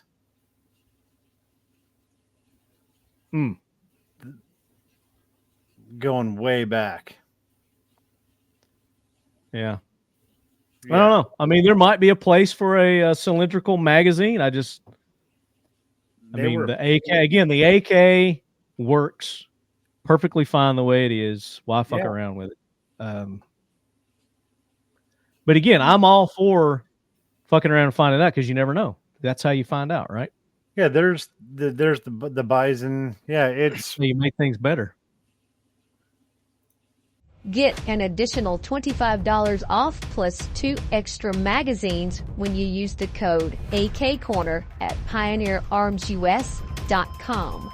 That's Alpha Kilo Kilo Oscar Romeo November Echo Romeo.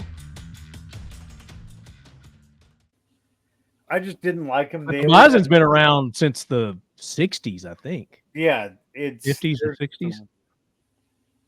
Yeah, because it said the Bison and the Calico were both fighting for dominance over that cylindrical magazine. Yeah. No, I'm not into the cylindrical magazine. No, it was a clusterfuck, man. I had both of them, and I didn't like them. There was always mag feed issues. Heaven forbid a little piece of dirt or debris gets in them, and dude, jacks it up. Yeah, horrible. So Ryan's back with us. Ryan, we talked about it, mentioned it a little bit earlier, but you started this organization. It's called the Reasons Outdoors. So tell us a little bit about what you guys got started there and how it got started. So it got started. Me and my buddy Tony Cowden.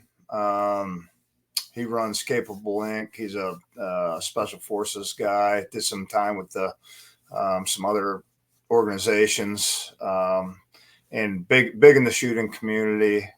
Very well known in the soft community. He and I, about 5 years ago, when I had first retired, were thinking about starting this thing because we'd both done some hunts with a couple of organizations, veteran hunts and whatnot. And we're like, they didn't want to move anything to the East Coast, because we're like, hey, let's take guys hunting. And nobody wanted to kind of get, smell what we were stepping in. So we're like, what can we call it? And we decided on the reason.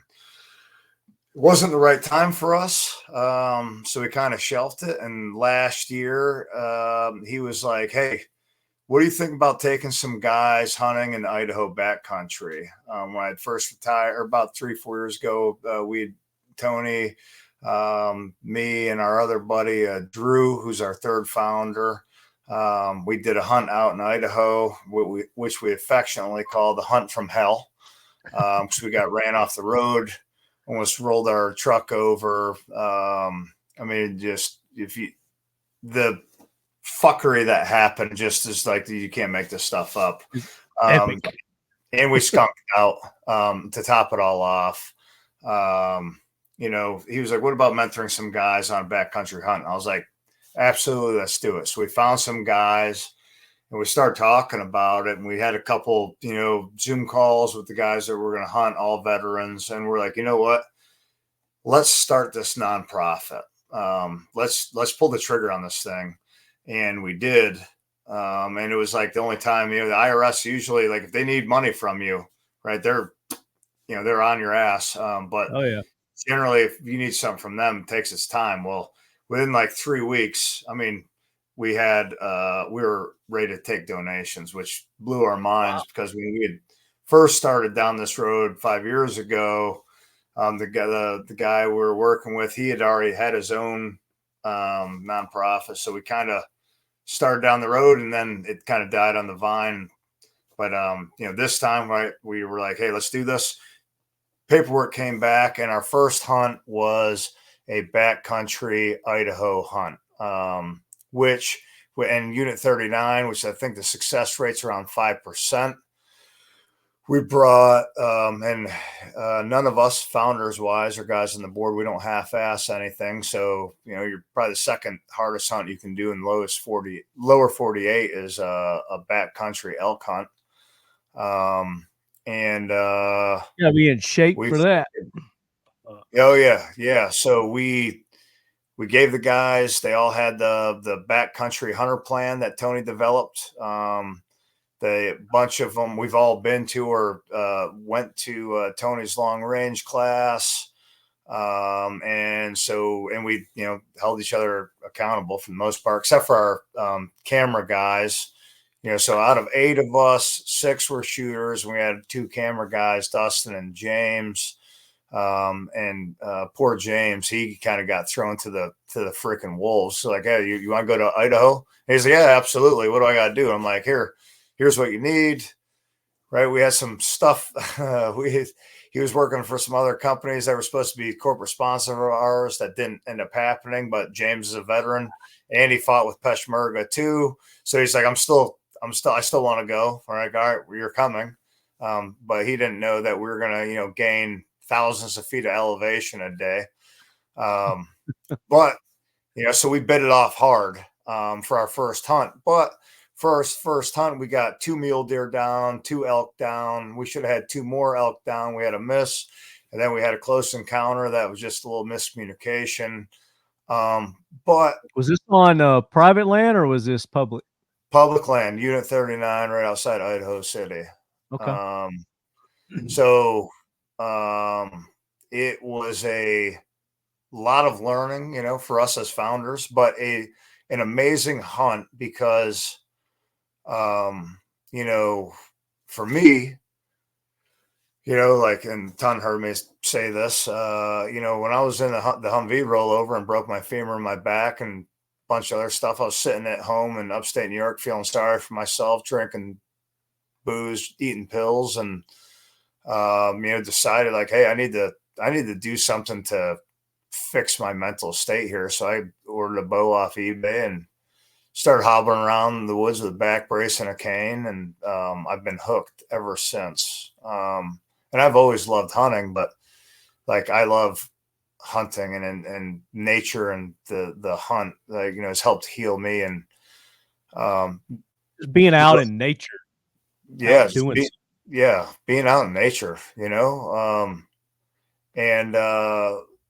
one of the guys that came with us, he literally told me after we had climbed a few thousand feet elevation in an afternoon on a rough climb. He was sitting there and talking to me, and he was like, look, if it wasn't for this hunt, I would have put a pistol in my mouth and blown my head off 6 months ago.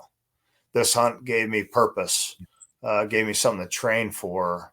And now that I'm here, right, like it's given me like healing and drive and purpose, and like, and just, you know, I'm like, dude, I'm glad you didn't do that, man. Like, that's, I'm thankful to be sitting here with you, you know. Well, that's, you know, and that's the thing that a lot of people don't get, is, you know, military, law enforcement, men and women that serve their entire life, majority of their lives, you know, that's a regimed life. You know, you're doing something from sun up to sundown. You know, you're not idle.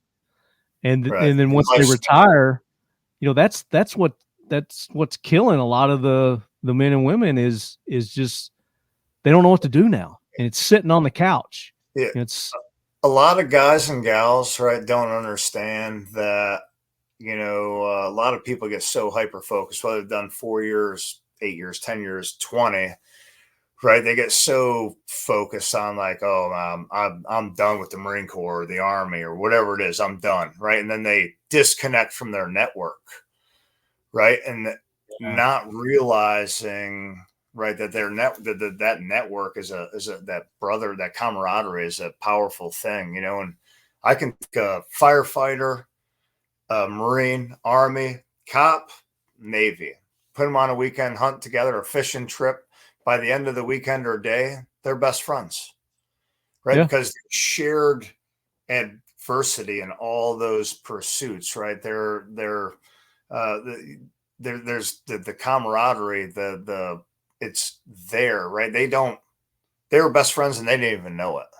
And that, you know, obviously the harvest or the kill, whether, you know, what, depending on the type of hunt we're doing, right, is awesome. But getting these people, to getting all these brothers and sisters to understand that their network is all around them. And when I pair them up with a landowner that's just a salt of the earth American, or blue collar American, right? Like, it's easy to lose focus on the fact that the fabric of America is amazing, right? Because you're listening to the news and looking at the bullshit that happens in this country on the daily, right? Like, nobody heard about the, you know, actually things that matter, because we're too focused on the fact that frickin', you know, Uncle Joe is a senile old man, which obviously we know, duh, right? I don't want my grandfather to be president of the United States. That guy can't even frickin' string a sentence together sometimes, you know? I don't obviously want Joe to be there, right? But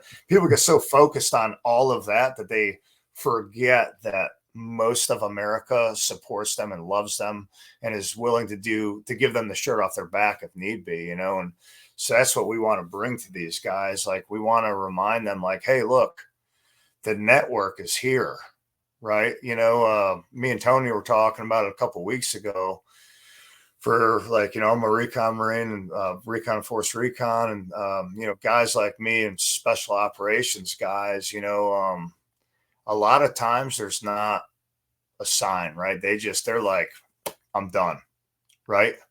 And they just end it. You know, and it's just like that and happens, right? And we want to, you know, prevent that, you know, and you're doing that by creating purpose. Yeah. Right. Again, you know, you don't, purpose. You can have hunted your whole life, or you can have never have hunted before ever, and come hunt with us. And, you know, we're going to show you how to hunt and teach you what we know, right? I'm pretty good, but I'm not I'm not frickin' Fred Bear by any means, or Jim Shockey, right? But I'm pretty good at what I do, right? But we're going to teach you everything we know, teach you how to skin, gut, quarter that thing, and then more than likely throw it on the grill too that night, and teach you a quick recipe on how to cook the thing, you know? Yeah. And, you know, and that's what's good about it too, is just like, you're not just plucking somebody, out of the blue and then saying, come on, we're going hunting tomorrow. You're actually, like you said, you're teaching them skills. So for those who may not, be hunters, or maybe they've not hunted in a while, or maybe they've not been on this kind of hunt, you're taking them and you're showing them, this is what we're going to be doing. So it's an adventure at that point. Yeah, absolutely. It's not just a day out of their life. It's several days. You got to prepare for this. It's not something that, you're just going to jump in and you're going to do. There's a process and,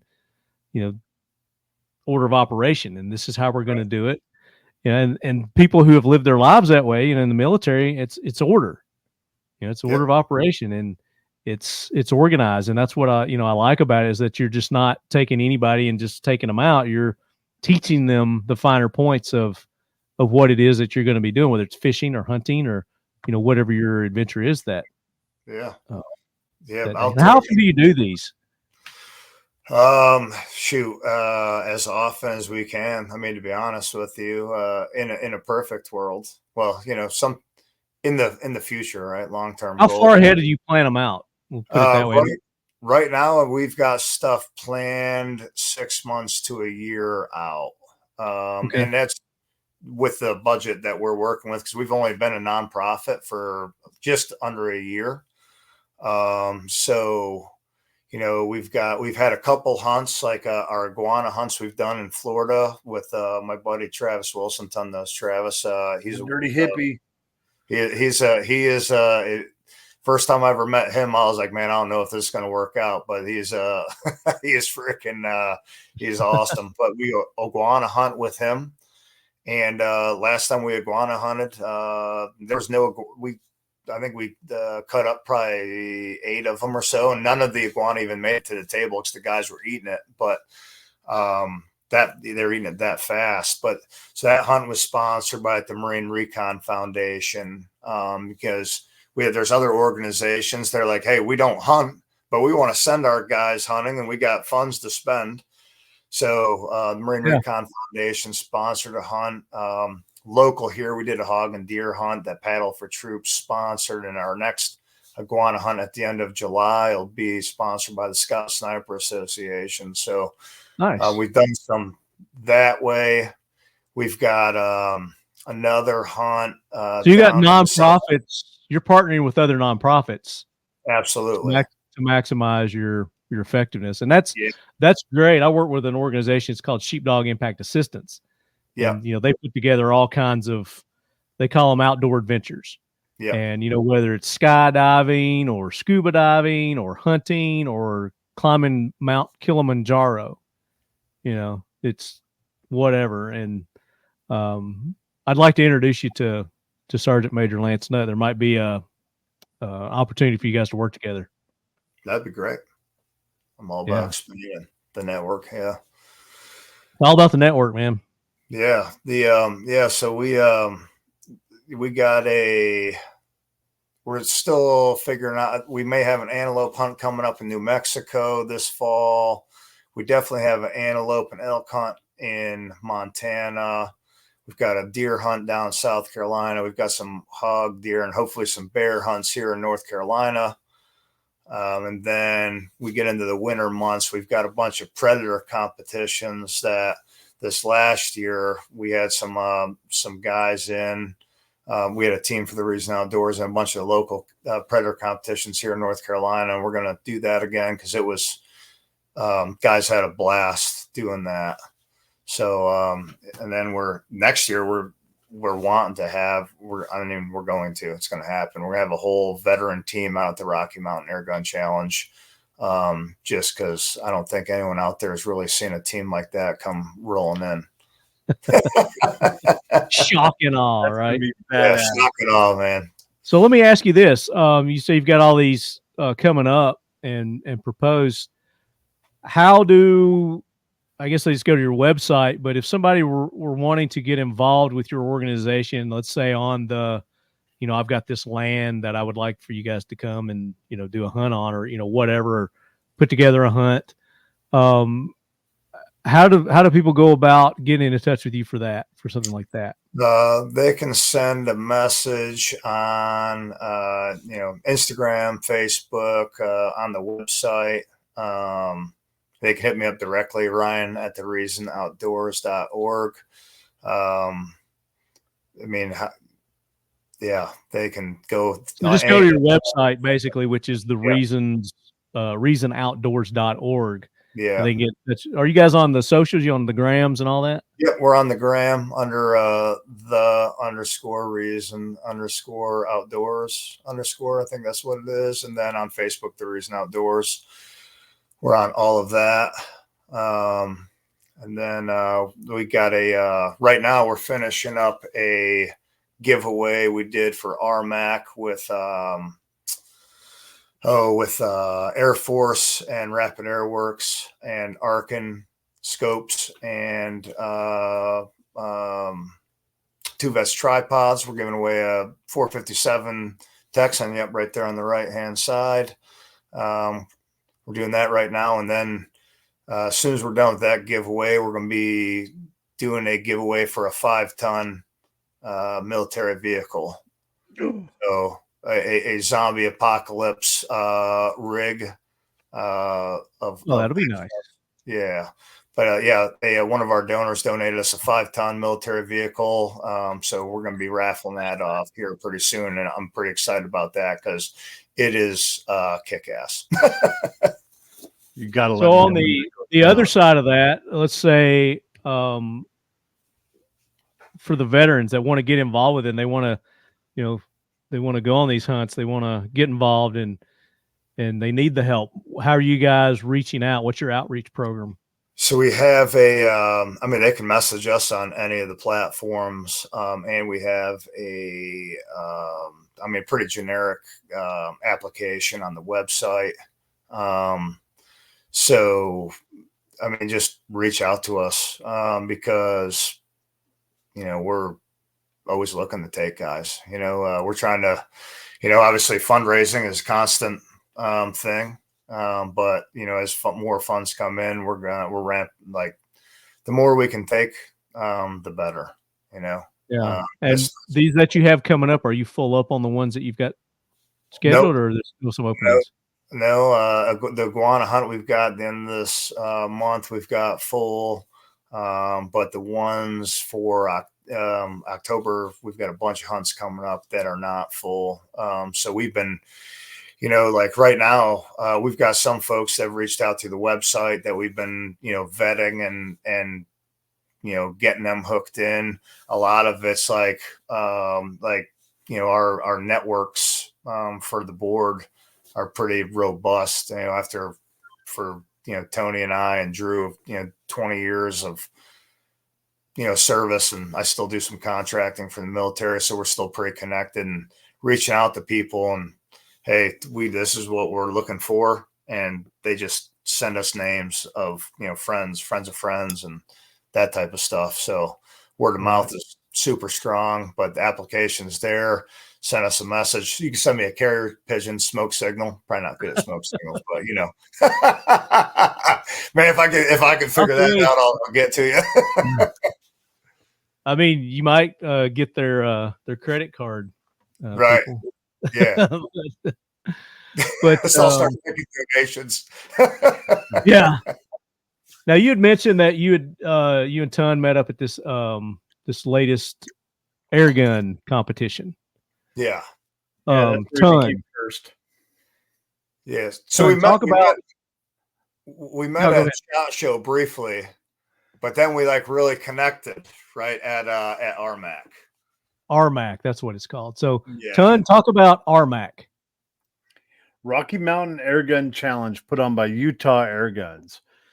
It's where all the top shooters and pretty much all the air gun shooters get together and compete in Utah at the Garth Kilpatrick Shooting Center for some of the biggest prizes in the air gun community. I think it's over almost $90,000 in cash prizes go out to the winners of the competitions. 100-yard bench rest, precision marksman challenge, speed silhouette competition. I mean, these guys are fast. It's a whole nother level of competition shooting. It really ups your game. I come from both the air gun and rimfire and centerfire competitions, and when you get behind an air gun, everything you know about shooting centerfire and rimfire go out the door. It is a lot more challenging than you would ever imagine. You could be shooting rifles, centerfire and rimfire your whole life. You get behind an air gun, and it's going to push your skills to the max.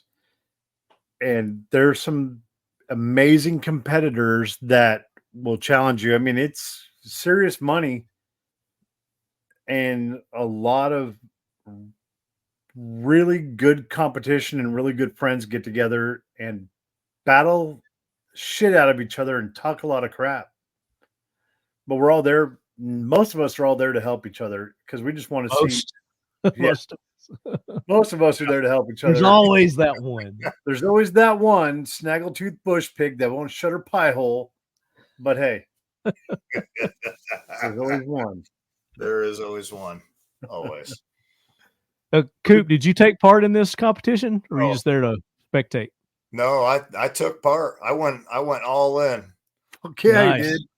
I mean, I'll tell you right now, if you had told me 10 years ago, hey, Koup, you're going to be competing in an air gun competition, I'd kick you right in the junk until you go get fucked. You know what I mean? Straight up. But I'll tell you, that kicked my ass. There's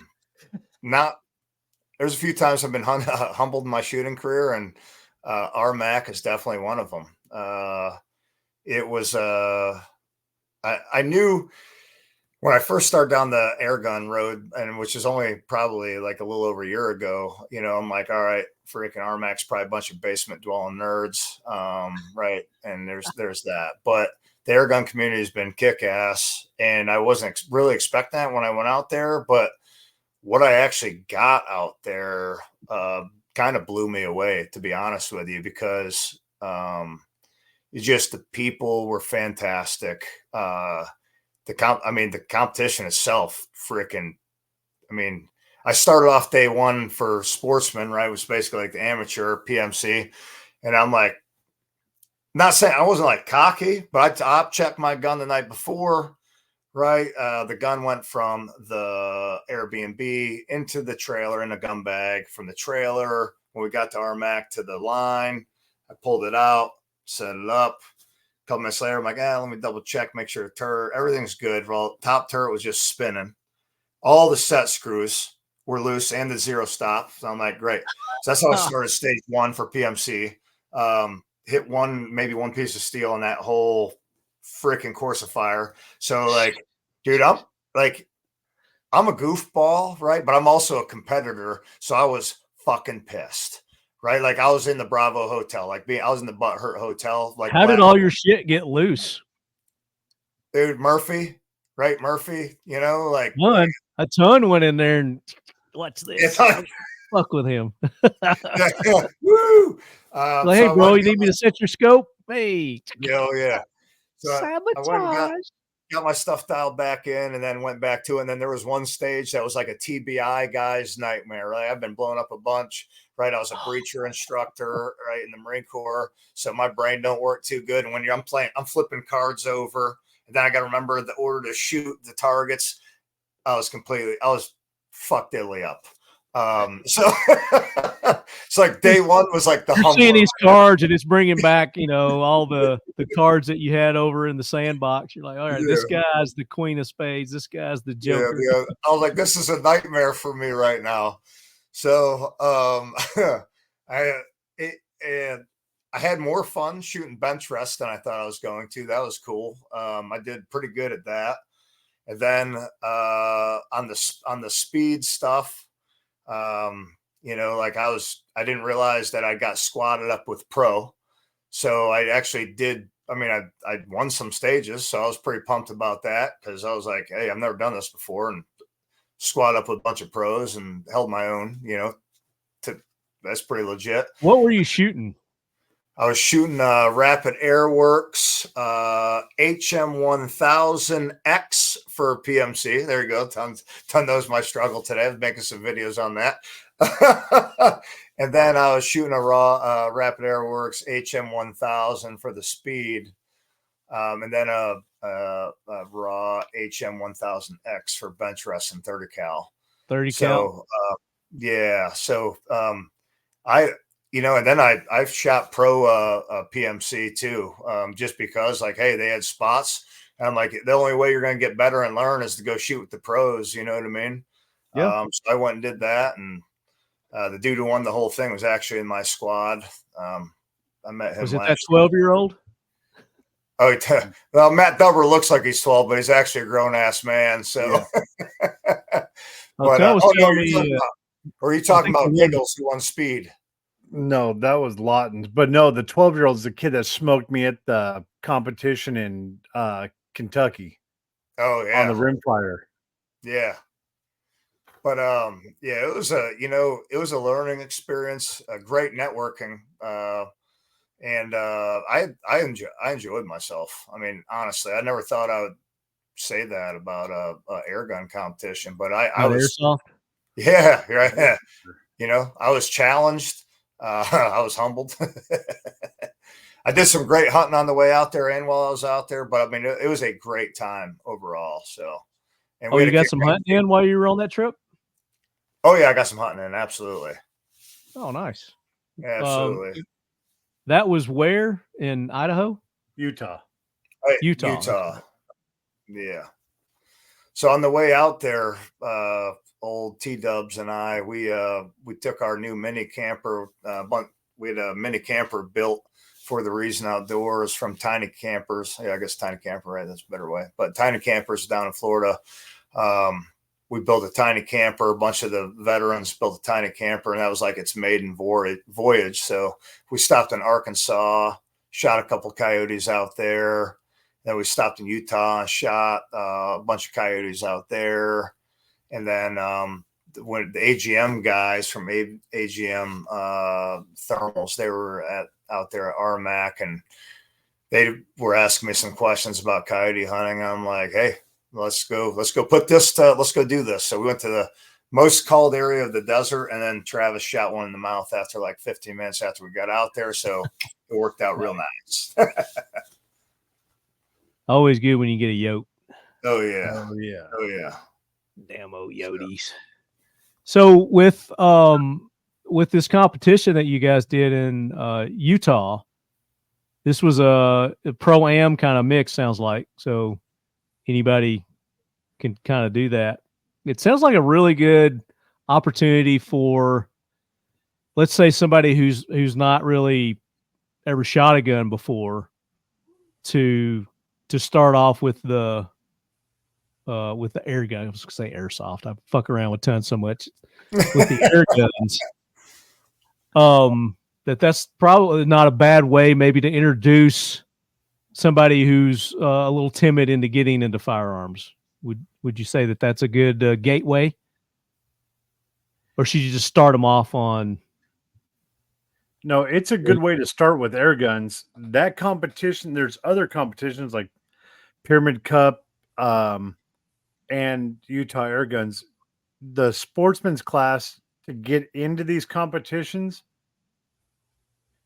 it's tough. There's a waiting list, and you got to be on the ball. When they open up the competition to sign up, you better be on it to get in.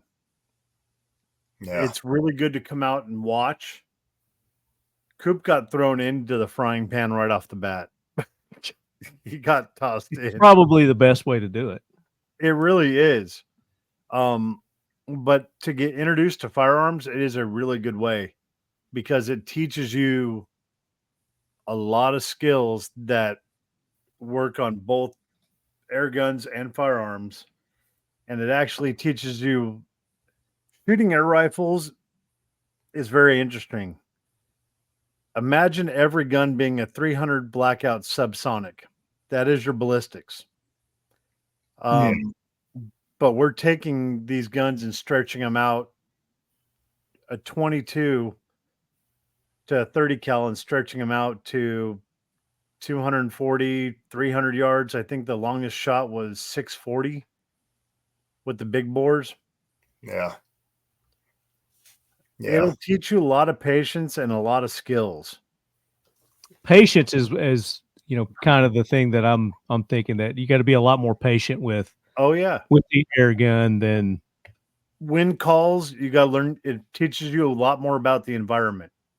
Yeah, a lot more. I mean, everything you got to use for precision rifle shooting condensed down into, I was telling Tony earlier today, the first target at 50 yards is a 1/2-inch piece of steel, and there's a full value wind, and you're holding, stinking 0.7 mils left at 50 yards already, let alone the one that's out at 200 yards that you got to hit, within 2 minutes.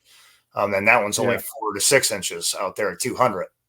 So it just, they're good training tools, and your initial expense, right, might be expensive because it can be, $1,800 for a rifle, right? However, a tin of pellets is $20, and but all of your fundamentals of marksmanship, right, apply. And I plugged all my stuff into my Kestrel ballistic computer, and that's what I was using, and everything was spot on. So it's a good time. Introducing our new belly band holster. Whether you're hitting the gym or running a quick errand, our belly band is one of the most comfortable and safest ways to carry your firearm. The center section allows you to carry most common pistols. Left or right-handed, this has you covered. A hard laminate trigger shield protects the firearm's trigger from unwanted intrusion, giving you ease of mind while carrying every day. 2 elastic sleeves give you the flexibility to carry other everyday items, such as spare mags, flashlight, knife, or pepper spray. 2 zippered pockets run on both sides, offering the option to carry smaller items such as money, cards, or keys. Flush fit on your lower back or waist, easily keeping your setup discreet no matter how you choose to carry. Utilizing 3D spacer mesh, these channels allow for exceptional and efficient airflow, giving you maximum comfort and keeping you cool. Carry whenever you want, how you want, with our new belly band holster. Available now. Mission First Tactical is the official tactical accessories provider for the Talking Lead podcast and the Leadhead Brigade. Use the code LEADHEAD for an exclusive 20% discount on all orders. So for our viewing audience, I've got a little slideshow. Is this from that event? Yep. Yeah. Talking about yeah. Oh, there's some handsome fellows right there. I wouldn't go that far, but you do see Ton, and he had his blade of death next to him there. Hey, at least this guy's putting cheese on a cooked burger. Yeah, on the grill. Yeah, that's one of the team dinner nights. I cooked every night that we were there. Every night you did, huh? Every night I cooked. You're the kitchen bitch. Yeah, no one's allowed in my kitchen. There's Travis. Yeah, there's me. I made that meme and she thought that was very funny. Is this it's a slideshow. Here we go. Is that Ton? Yep. That's Ton. That was a ton of fun. That's Rick Ream. I thought he looked familiar. That's a trick shooting guy, right? No, that's Giggles. Hey, look at that ass. Look at that. He must work out. He must do anaerobics. So it looks like you guys had a good time. Oh, yeah. When is the next air gun? The next one is Pyramid Cup, and that one is, let me look. I have that on the calendar. Is that the one I threatened to go to? Yes, that is in Ohio. It starts September 11th through the 15th. 9/11, huh? 9/11's registration day, and the competition actually starts the 12th. Are you going to that one, Koup? I don't know. It depends on when my next contract is going down. Because I gotta make some money somehow around here. But I work a couple times a year teaching some Marines. So about 20 days, 2 times a year. So that's what kind of keeps me floating in the meantime. But we'll see where that goes. But I would love to go to that, especially because if we're going to bring some dudes to RMAC, I would like to get them a little experience under their belt before we go out there. And that'd be great to do it. It'd be a good opportunity to do that, definitely. Oh yeah. So with the Reasons Outdoors, you guys started this. Well, you said just about a year ago, just a little over a year ago, brand new. Where do you see it headed? Where do you see the future for the Reason Outdoors?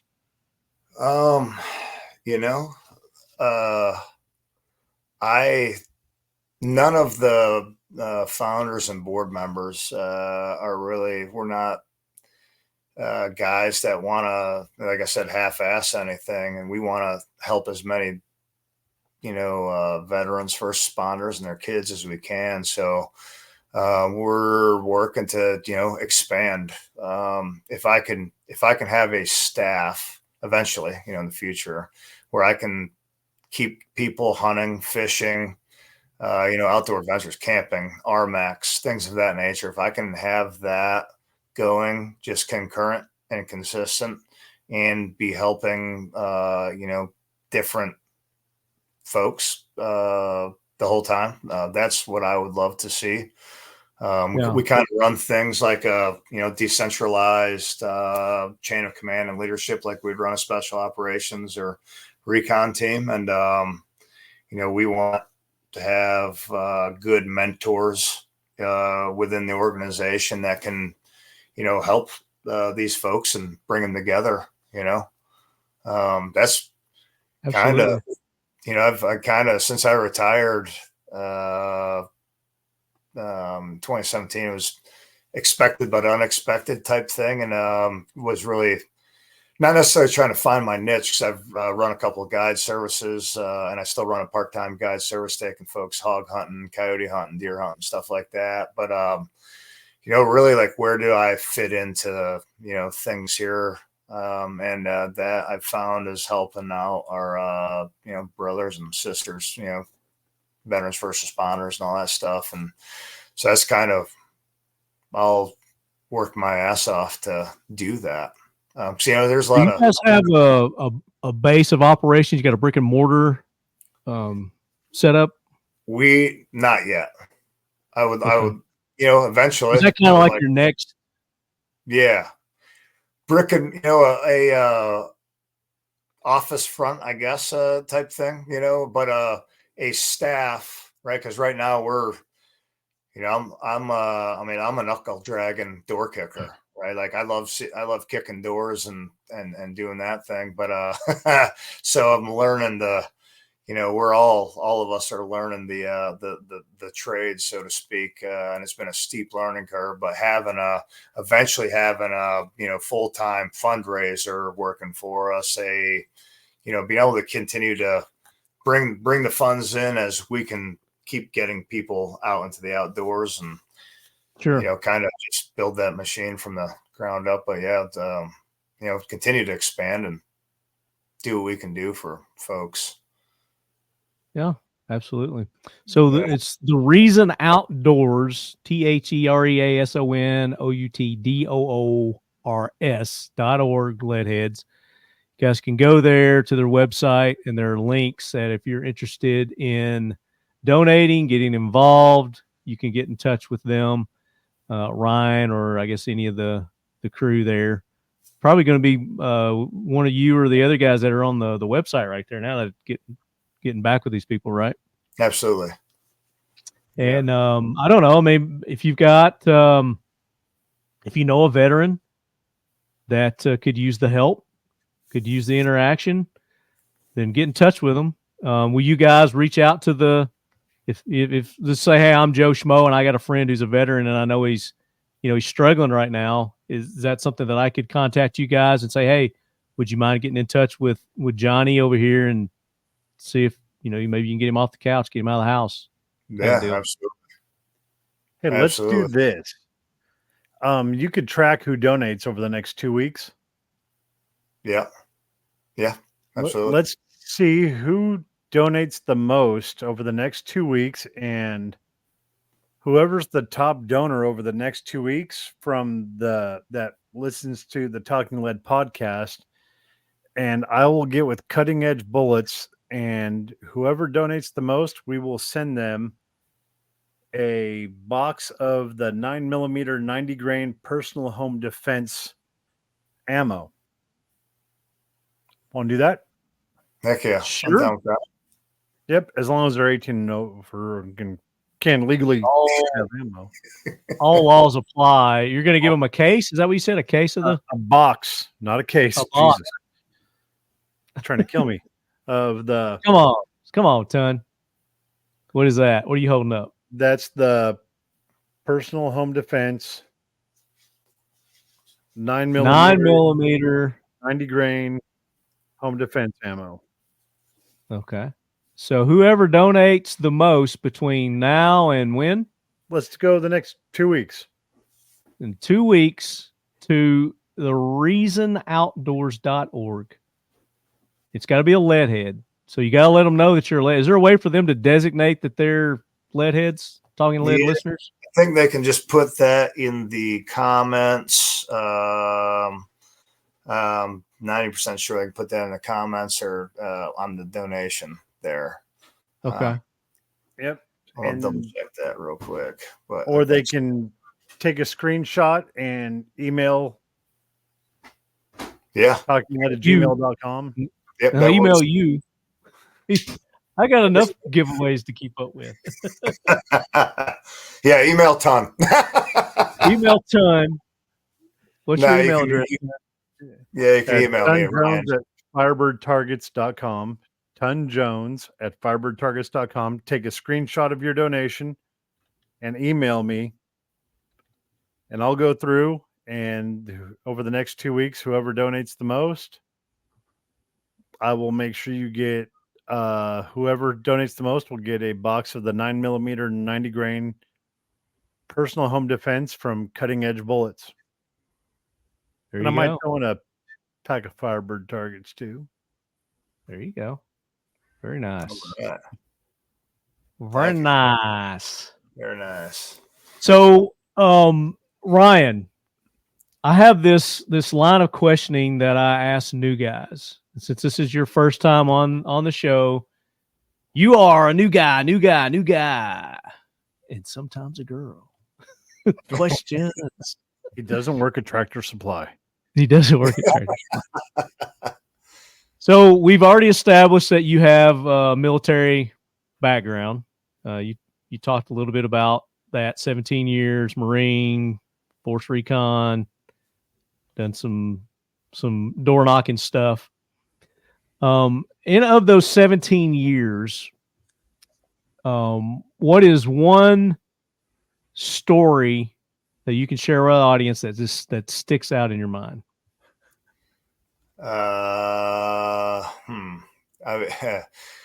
You want good, bad, or ugly? Deployed, something that comes to mind. Maybe it's 4th of July. This is the 4th of July. Let's make it fun. Let's have a fun story. All right. 4th of July and fun. You probably got tons that are coming to mind right now. Oh yeah, plenty. Shoot. Share a knucklehead story. Fun. Share knucklehead stories. There's a lot of knucklehead stories, man. I've had a drink in a bar in Wilmington, North Carolina, and woke up in Savannah, Georgia. So there's stuff like that to happen too. But shoot, 4th of July. It doesn't have to be 4th of July. I'm just saying it's 4th of July. Let's keep it fun and light. Just a deployed story. You and your bros. Something wacky that you guys did. Oh man, something wacky that we did. All right. Well, I'll tell you. So I'll tell you, I'll like kind of make it. I'll make it kind of roll one into another, Okay. because this all kind of goes with the same thing. So there was this village in Afghanistan that had never been taken, right? So since like Alexander the Great, right? It's like this thing. It's called the Hannes Pass, and naturally the United States Marines are like, well, we want to take this village. So like, yeah, we'll do that. But to do that, so I'm a mountain leader in the Marine Corps. So to do that, originally we're going to go climb up the side of this mountain, climb a cliff, and then move along the ridge line, and then drop down on where this Taliban machine gun position was, and kill their asses. And then we're going to basically we're going to observe the village for a day, and then the grunts would go in and hit some targets. Well, we didn't get to do that because another operating base had a medical emergency, so we pushed it off. We changed the op so we wouldn't climb the cliff, which was good with me because that would have sucked huge hairy ass. So we go over the cliff, right? We go up the mountain. We start cutting east. One of my guys trips and falls, tumbles down. I catch him with my leg before he goes tumbling off a 50-foot cliff with a 100-pound ruck on, mind you. So I caught him with my leg. Right? We're moving east. We have zero communications. We're calling up on SATCOM, and we're like, hey, the only people we can reach is this other fob called Delaram. And we're like, hey, look, this is Raider 3. That was our call sign, Raider 3. And they're like, say again, who is this? We're like, this is Raider 3. You got to talk all slow because it sounds like a robot's talk. It's like, this is Raider 3. Right? And they're like, we don't know who the fuck you are. Right? And we're like, okay, here's the deal, man. I'm a recon team in Nowzad. The phone number to the base is this number. I need you to call them and let them know that we're going to be in position by the morning. So we finally relay this. This is like an hour-long process, mind you. We want to be done with this, like lickety-split, because we still got to go. Now we're assaulting the machine gun position from the base of the mountain going up, right? And we got places to be. Come on. Yeah. 5-kilometer movement turned into double that because we're doing this in the mountains, getting our asses kicked. It's hot. We got 100-pound packs on, right? So we finally get that squared away. So we climb back up the mountain to assault this machine gun position. There was nobody there, thank goodness, because they probably would have fucked us up because we were smoke checked, terrible movement. We take over the position. Probably, I don't know, half hour before the grunts are coming in on helicopters to go hit this target. Well, here comes the grunts coming in. We've got air support. We've got fixed wing aircraft. We've got rotary wing aircraft, right? The grunts are coming in, and we see tracers coming out of the target, just hitting the helicopter, right? And we're like, oh shit. So we've got a freaking laser designator. We're snaking the target. Well, the freaking yo-yos and the freaking Cobras thought that the target was snaking us. So they came around, and the first bird shot missiles at us, and the second bird shot machine guns at us. So they lased us with their pod, and their lasers dancing on my last two guys, and the whole entire world exploded. We freaking finally, right? So we're like, and this is like, man, I'm like, dude, now I know why dudes shit their pants, right? I didn't shit my pants, but I was close. I can tell you that right now. I was close to shit my pants. And they're like, shit's hitting like 15 yards away from us, like, and that's close. And that's like me not even exaggerating. So the birds peel off. We finally call up to the fixed wing because there was all these issues, of which came out in the investigation later. They called down to them and then called them off where they're going to blow us up again, right? So that's how we started our morning, right? That's just when that's where the sun even came up, right? That's where the sun came up. So sun's coming up, and the grunts are hitting the target. There's a good firefight going on. A bunch of guys are coming down from the FOB to come down through the pass to go reinforce them. And dude comes running out. and he starts hooking up a little IED on the side of the road, right? And you know what they're doing, right? This dude's on the side of the road doing this. He ain't doing his laundry. Buddy of mine shot a guy in the stomach for doing his laundry once on accident. Not his fault, but that's another story, right? So the dude's hooking up a little IED. So we're like, all right, we're going to frame shoot him. So 3 of us are going to shoot this fucker at the same time, right? And my buddy Kevin's like, yo, I'll do the countdown. And he just starts counting down. He's like, 5, 4. And we're trying to dial our scopes, right? And all this, 750 meters. Like, hold up, dude, hold up. Right? I'm like, yeah, trying to be quick, right? So he was counting. Didn't matter. He's counting. So he hits, so we shoot on the T of 2, right? So he's like 5, 4, 3. Boom, all 3 guns go off. All 3 rounds hit right at this dude's foot. Like, no shit. Right? One of them was a 50 cal, and the other 2 are Mark 11s. You see 3 puffs of smoke right at this dude's foot. Right? So we obviously didn't make a good win call. This dude jumps in the ditch. Right? He jumps in the ditch. Dude, all you can see the ditch is his little hat going back and forth, because we're like, at this point, we're like, fuck this noise. We're like, shooting him, spraying it. Yeah. Finally hit him, and he crawled away because I hit him in the stomach. Probably not having a good day, and frickin' he climbs in his little hidey hole, and whatever happened from there. A couple minutes later, frickin' mortar team comes running out with their little frickin' mortars and goes in this compound, and I had a javelin gunner with me. And I'm like, hey, look, man, we have this nice little map, right, that has everything lined out. I'm like, hey, hit this building. It's like playing Battleship, man. B-24, right? I'm like, hey, hit that building. So he shoots this missile, goes in, bam. No more mortar team, right? So that's good for the grunts doing the raid, because they're not going to shoot that anymore either. But these sons of bitches on the other side of the pass had one of these guns that came off a Russian Hind helicopter. They had like a little tripod with a tractor seat and hand cranks and stuff. Fuck. And it was like I think it was like a 14.7 or 14.5. I mean, it was as tall as me. I've got a picture of one of them.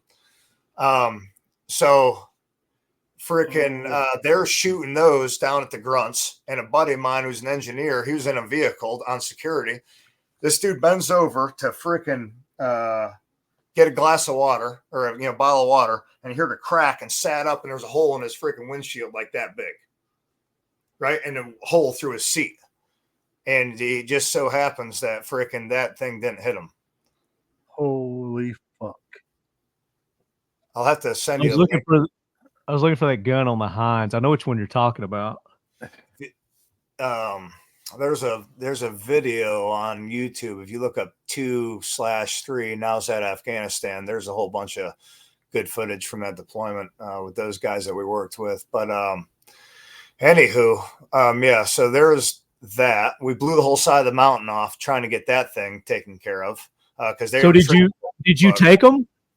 So we finally got them, right? So we came off the other side of the mountain, went down, and they're like, hey, yo, recon, can you guys clear the caves on the other side? So we're like, absolutely, we can do that for you. So we brought a whole bunch of explosives up the side of this mountain, right? And this is why I said I'm gonna wrap all this stuff into one, because it's just like got to be told, So we're like, all right, we'll go blow all these fucking caves up, man. We got you. This will be a good time. Minus lugging up 50-pound charges up the side of a mountain in 120-degree heat, right? Not exactly as much fun as you think, but anyway. So we go climbing up. First cave we come to, we found discarded one of those machine guns, or inoperable one, really would be a better word for it. But we shoved the charge up in the roof of this cave, and we blew the whole cave, basically the whole front of the cave off, and a rock the size of a Volkswagen went down and was hit one of our vehicles. Right. And we're like, hey, rock. Yeah, blow. Yeah, exactly. Like vehicles are like, what the fuck are you guys doing up there type deal. So next cave we come to, me and a friend of mine, call sign Shark Bait, another team leader, good friend of mine. Right. So we're going to clear this cave with hand grenades. Right. So we're like, all right, because you're not crawling in these You're not going to go crawling in there. You don't know what's in there, right? So we're good. Whoever's in there is a shithead. So we're just this ain't Vietnam. Come on. Right, exactly, right? So I'm like, all right, we'll both throw grenades in there, right? So we thumb the clip, pull the pin, like 3, 2, 1. We both throw them in there. Grenades like boom, go off. And all of a sudden there's a grenade. One of our grenades is sitting at the mouth of the cave within like 4 feet of us. Right. So I looked dead at him. I'm like, hey, did you thumb the clip on that fucking grenade? And he was like, dude, don't even start right now. I'm like, dude, you didn't thumb the clip. He's like, of course I thumbed it. Like, if he listens to this right now, he will call me and he will curse me out because like, I thumbed the clip on the grenade. Buddy, I know you thumbed the clip on the grenade. I'm just breaking your balls. Right. Come on, shark bait. Yeah. Come on, buddy. Come on, buddy. So anyways, we go to the top of this freaking mountain. We blow every charge we've got. Right. And there is one more cave at the peak of this mountain. It's like a 20-foot straight up climb. Right. We found the one that was shooting up at us with the tractor seats and all that shit. Found that machine gun. There's one more cave up there. And I'm like, dude, we left all of our climbing gear about 200 meters south because all the guys are broke off. Like, next little false peak down, we just like, hey, you guys stay here. 4 of us are going to go up here. We're going to finish this thing out and we can get the flip out of here. Right. Let's go. So I'm like, dude, I'm not climbing up there. Right. I'm not climbing up there. I'm not doing it. I don't give a fuck. And he's like, yeah. I was like, let's just shoot a 203 in there, like 203 grenade, right? 40 Mike. So mind you, it takes the frag radius on a 203, right, is like probably 15 meters, kill radius of like 5 meters, right? It takes 14 rotations to arm the bugger, right, before it's live. And I do my little range calculation. Right? Like, calculus. Yeah. It's definitely trigonometry. X amount of meters that way, right? It's up on the side of the mountain. We're outside of frag. Everything's good, right? So I'm like, all right, I'll shoot one first, and then you shoot one in there. We'll clear it out that way, and we'll just call it a day. And he's like, all right, cool. So I shoot my grenade in there. I'm like, bloop, boom. I'm like, oh, motherfucker. I'm like, oh, shit. Something hit me. I'm like, hey, buddy. I'm like, yeah, we should hang. He's like, I was like, we should hang on a second. He's like, oh, yeah. He looks dead at me and just launches his in there too. Right? I'm like, hey, let's get behind this boulder. Shoot a couple more grenades in there. Right. And then we'll call it a day. He's like, yeah. So we do that, get behind the boulder. I'm like, hey, I need you to look at my side, man. Cause I got hit by something. I don't know what it is. Right. We didn't have any of the side sappy plates in because they're heavy as mother effer. Right? And you're climbing a mountain. Yeah. We're in the mountains. So I'm not worried about side sappies, right, in the mountains and carrying all that extra weight. So I peel back my body armor and there's blood just squirting out of my, like he ripped my flight suit and there's freaking blood squirting out of my ribs. I mean, not like a pisting, but it was like a good little squirt out of there. And my buddy Sharkbait, he got excited, man. He's so happy. He's like, oh, give me your med kit. Yeah. Like, right. He wanted to patch me up. Right. So he'd get me all patched up. Right. And we called the platoon commander on the frickin' on the hook there. And I'm like, hey, we got a casualty. And he's like, who? I was like, me. And he's like, what happened? I'm like, I got hit by a grenade. He's like, oh my gosh, are you in a firefight? What's going on up there? I'm like, hey, look, everything's good. It was my own. So grenade. It was your flag that came. Right? Yeah. So, I mean, shit. See, that I consider to be a pretty funny story. Some people are like, there's something wrong with you, bro, because there's nothing about that sounded fun. Great. Right. Our 4th of July that year, we blew up 2 MICLICs, which are that's fucking awesome. They're line charges that blow lanes through minefields, and they do not go off a lot. So our EOD guys had a couple MICLICs piled up. And they freaking primed into it and blew it up. And all you saw was C4 exploding into the air and like hundreds of balls of flaming wonderment. So, yeah, so we had a great fireworks show too. If you do watch that video on YouTube, you'll see that on there. It's super there is a video? Yeah. Yep. 2-3. Yeah, 2-3. Now's at Afghanistan. I'll have to find it's a pretty cool. That was a fucking great story. That's probably the best story that we've had on in 15 years. Oh, what is this YouTube video? See if you can find it. It's like seasoning a cast iron skillet.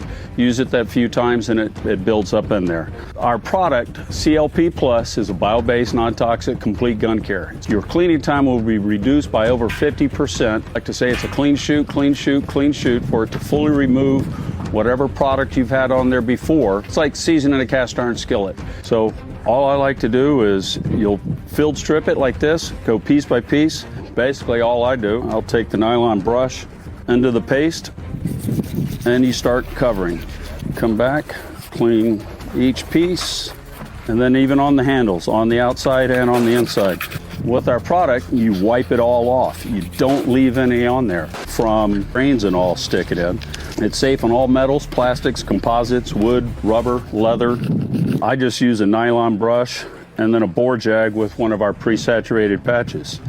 You put it in, swipe, coming back, you can see what it's pulled out. And this was a brand new firearm. With our product, your malfunctions from carbon buildup are virtually eliminated because carbon will not be building up. There's nothing to stick to. And all of our product is USA source and made. Grab the microfiber cloth and back and you'll wipe it off, and you'll wipe all the product off now. There you go. It's that simple. Seal One is a proud sponsor of the Talking Lead podcast and the Leadhead Brigade. Use the code LEADHEAD for a 25% off discount. Ton. See if you can find it. What's it called? 2-3, Nowzad, Afghanistan. All right. While he's looking for that, we'll move on to the next question. Yeah. So, awesome story again. That best in 13 years. You're the winner. What is your with military background? You're originally from New York, I understand. Rochester, New York. Yeah, Rochester, New York. Yeah. What was your experience with firearms growing up? What was your earliest recollection of being? Oh man, I hope my mom watches this one because she's really she's in for it. Like my parents had no guns in the house, right? And I've always liked firearms. I just didn't have any. Sure. If I wanted to go hunting, I had to go with my uncle. I had a BB gun. I had a compound bow, a recurve bow, that kind of stuff. But I didn't get my first firearm, which was a 12 gauge shotgun, until I was a junior in high school.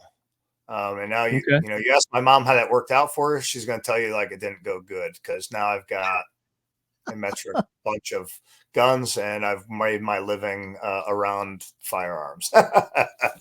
So, but yeah, so not, honestly, not a lot growing up. Really. So I take it your mom was kind of the reason behind not having the firearm growing up with the firearms. Was she kind of a little skittish about guns? Yeah, a little skittish. Maybe she didn't think that I was the most trustworthy. I don't know. She just didn't. So maybe there's a reason why she didn't want you to have a gun because you're a little shit, maybe. Yeah, I mean, trouble making a little shit.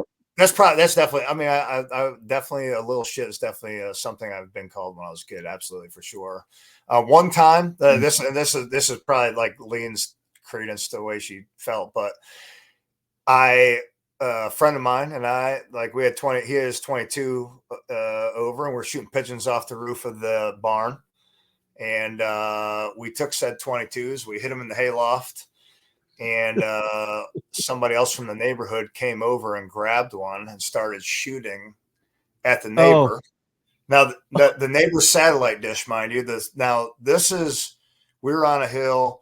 That house is 500 yards away, bare minimum, right? So ballistically, inconceivably not able to happen to hit it unless you're mortaring it up in the air, which could or could not have happened. So we left, went to a farm show.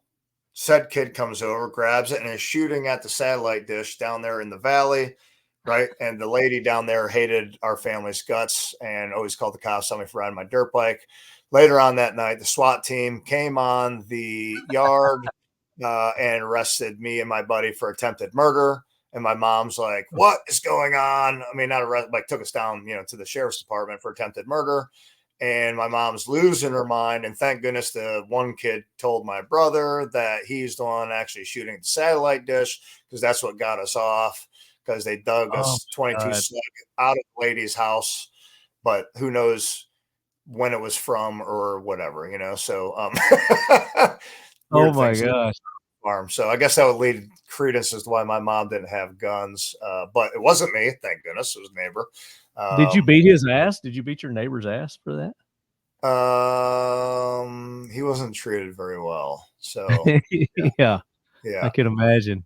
Yeah, I'm trying to find this video. So, I got 23 Jalalabad, Afghanistan.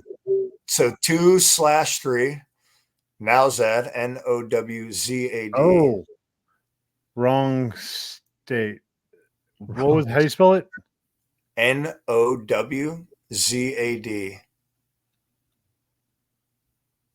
Yeah, I had the wrong one. Did you find it? Company G. Yep, that should be it. Yeah, 2009. Yep, 2009. Oh yeah. Is it queuing up?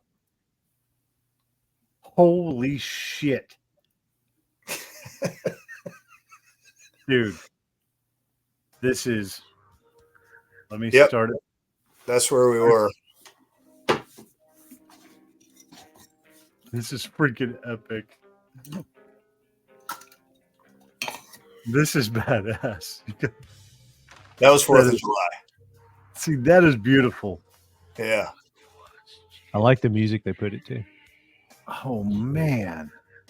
Wait, we got to see that again. That's just 1 second. Well, there's more video.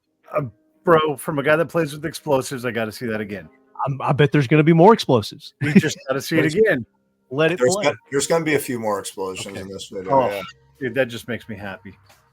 Oh, yeah. That's just beautiful. That's just beautiful. Explain what we're seeing here, Koup. So that is Nowzad, Afghanistan, and when we were there, the only people that lived in that shithole was shitheads. So that's the truck I got blown up in, actually, right there. Oh, really? That was it? Yeah. So, door breach. at the time we were there, it's one of the most kinetic places in Afghanistan, and like if we wanted to be in a gunfight, we knew where to go. These guys that you see in the video are all from 2nd Battalion, 3rd Marines Golf Company, and these guys and we supported them, doing reconnaissance and surveillance and raids and doing all that stuff. And these guys, we sweat and bled with these guys for many, many months.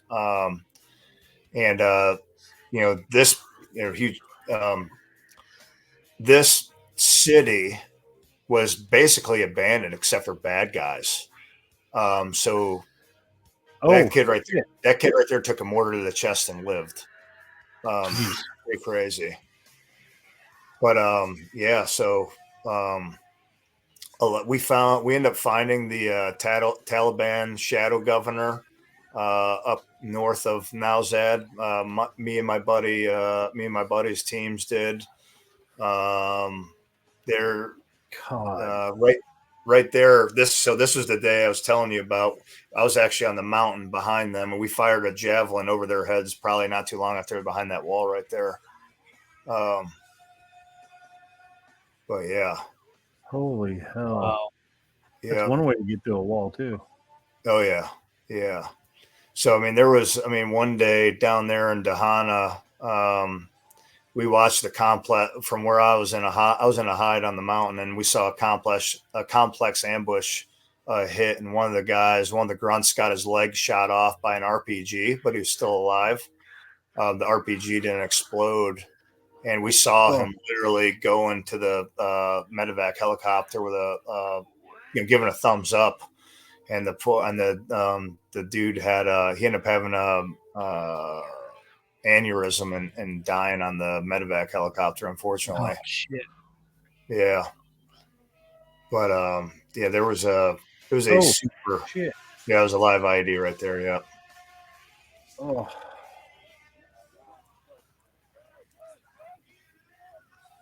Are you in any of these clips? Nope.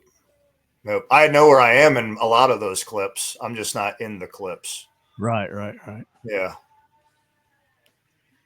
So, yeah, and I mean that place, like look at that, is like it's like freaking Mad Max Beyond Thunderdome. They have terrain in there, Funny you should say that. Look at my name. Look at my name this episode. Ton didn't catch that. Oh yeah, I've been catching you change it every episode. This is what Mad Max's real name was. Max Rowe, whatever that is. That was his real name. Rockatansky. Yeah. I bet y'all didn't know that. A little trivia right there. Movie trivia. So if people want to watch this video, it's on YouTube and it's under, say it again, what it is? 2/3 Nowzad, Afghanistan. And, I mean, these guys, like I started off in the infantry before I became a recon Marine, and, fighting with those guys was just, and to be able to support them and like we had a great working relationship with them, and it was just great to be able to fight with those guys. Another unit, 3rd Battalion, 4th Marines, replaced them in October, so we worked with them for a couple months too. But yeah, there's that machine gun right there. Jesus. Yeah, thing that hurled footballs at you. But I move it back to that thing so they could see that freaking beast. Yeah. That's it right there. That was it. I think we pulled 3 of those off that mountain, 2 or 3 of them. I think 3 actually. So it was up closer, yeah, toward there. Right there it is. There it is. Yeah. Yeah. Wow. So when it comes to pop culture, Koup, and I know, music was a big part and video games was a big part of when you guys were serving over there. When it comes to pop culture, what's your go-to to where this is your relax, this is your chill time? Do you listen to some music? You watch a movie? You read a book? What do you do? I actually read a lot. A lot. Which people, find odd for a knuckle dragger like myself. You like fiction, nonfiction? Depends on where. I went down this huge rabbit hole of pre-World War I geopolitics until current time, and really deep dive that, especially during COVID and studying of unconventional warfare and things of that nature. But then, I'll go all over the map, kind of whatever suits my fancy, really. Finished a huge series of books on Genghis Khan, and which was amazing. And that was like kind of a mixture of both, because it was based on his life and all the way up to Kublai Khan. So I do enjoy reading. Music wise, I'll go all over. Music's tough these days, really. Saying it is, Christopher Cross isn't your jam? Fuck no. It depends on my mood, like I like red dirt country, but I like old honky tonk country, but I'll also listen to some gangster rap if it suits my fancy before they got all garbage like that. All new music's kind of not the best to me, but and throw in some rock. It depends on the mood, How about this one? What I'm doing. Tell me what you think about this one. You hear it? Oh yeah.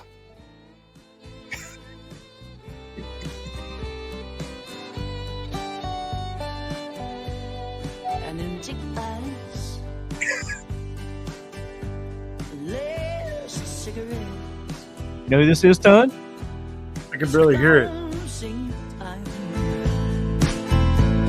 I'm drunk again. Reba? Somehow make it home and cry myself to sleep. Sounds like Reba. That's the way my like we're all Rachel. That's Rachel? That's Rachel, baby. Rachel Damn, Stacey. her voice is killer. That's her new single. So Rachel Stacey, country music artist, been on the show. Guys, haven't subscribed to her. Go subscribe. Get that I don't know. sexy, sultry voice. Yeah. I thought it was Tina Turner. I think she sounds a little bit like Tina Turner. No, she So has cross between Reba and Tina Turner. Yeah, she has a Reba kick to her. Unlike that crap you were playing when we first got on. Your Jeez. crap. That's who's crap. Your crap. I want to commit Harry Carey with the fucking plastic butter knife. So if you're what's your like go-to movie, Koup? What's the movie you just like you could just sit down and you could watch anytime you're passing by TV, it's on, I'm gonna watch it. Last of the Mohicans, probably. Last of the Mohicans, okay. Yeah. That's the Daniel Day-Lewis one. Yeah. Okay. That one would do it. That's one of my favorites. I gotta watch that because I haven't really watched that entire movie. I've sat down and watched like pieces of it, but I've never watched the entire movie. Yeah. That one I really like that. Shoot, I mean, I made my wife watch Black Hawk Down right before we went to RMAC, and coincidentally, we met Jim Smith, who was in one of the Black Hawks that crashed. Oh, nice! And I'm like, "Hey, honey, remember the movie we watched? This is Jim Smith. He was in one of the Black Hawks that crashed." And she's like, "Nice to meet you." I love that guy. That's my boy. Yeah, he is a great dude. That's a great movie. Shoot, like there's these movies, like I tell my son's 21, like, hey, like movies that you've got to watch, right? Like Dumb and Dumber, right? Comedy wise, right? Perfect. Classics like Gladiator, Last Mohicans, right? Like The Deer Hunter, War. Right? Yeah, dude. Red Dawn, come on, Red Dawn.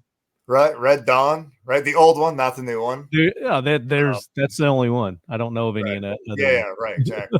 So you try to impart this wisdom, nuggets of wisdom on your kids. And my first time I watched Gladiator, he's like, "Yeah, that's a boring movie," and I was like, "Dude, I'll slap you if you ever say that again." Oh yeah.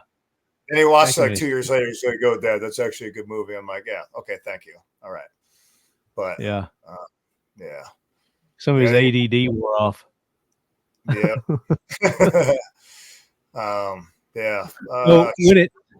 So movie wise, I mean, you got a good variety there. I like your picks. If you were to go out right now, is like, I'm going to go get something. I'm going to go buy something. And, it's not like, funds are an issue or anything like that. What's something that's on your radar right now? Could be a piece of kit, could be a gun, could be a car, could be anything. What's on your radar is like, as soon as I get the opportunity, I'm going to go out and buy that. Oh. Oh, man. First thing came to mind, what was it? First thing came to mind would be a thermal optic, better than all the ones I have, to make coyote hunting all that more efficient and proficient. So, okay. Yeah. Which thermal optic is on your radar? What are you eyeing? Probably the AGM Clarion with the LRF and ballistic calculator in it. Okay. That one's on my radar right now, pretty high. Is that an actual scope where you can mount? Yes, it is a thermal scope that you can mount on your gun. You can switch the objective lens from a 35 to a 50, which will take it from, I think, a 2-power base mag at 35 and then a 4-power at 50. It's got the laser rangefinder on it with the ballistic. You put all your ballistic data in there, so you should be able to laser rangefind it at 300 and send it, and put a dog down right then and there. I gotta set my goals a little higher. I just thought shotgun tripwires. Dude, I mean, I like that too. Buried tannerite over the feed and Shoot the tannerite? No, it's just shotgun tripwires. The tripwire that has the shotgun shell mounted to it. Really got to set my goals a little higher in life. Yeah. Hey, it's whatever floats your boat, right? Damn. I mean, So we're talking about. If money were no unrealistic. object, Yeah. if money were no object, rules, laws are out the door. You know, you could have anything. You could own anything. What would you go out and buy right now? Money was no object. What I go out and buy right now. Laws aren't an issue. Oh man. You could have it right now. You would have it. You would like this instant. It's mine. Probably a 50 caliber machine gun, just because. I mean, I got a picture of my grandfather behind a 50 cal in Korea. I got a picture of me behind one. Dude, you could go buy one of those cheaper than you can that thermal. I'm talking. Yeah. I'm talking sky's the fucking limit, dude. All right. So sky's the limit. I would run a campaign for Senate or Congress, get elected, because I would have enough money to do it. And then I would go and make my best attempt to abolish all the 3-letter agencies that are unconstitutional in this country, and freaking shut them down and make our elected representatives adhere to the Constitution of the United States of America. This guy knows how to play the game. That's what I would do. That's the answer I'm fucking looking for right there. Well, all you people who are listening that get on and do the new guy questions, this is the kind of answer we're looking for. So again, laws be damned. Would you rig the election so you win? I wouldn't rig the election, but I'd have enough money for all the people to just be like, "Hey, look, this is the fucking guy."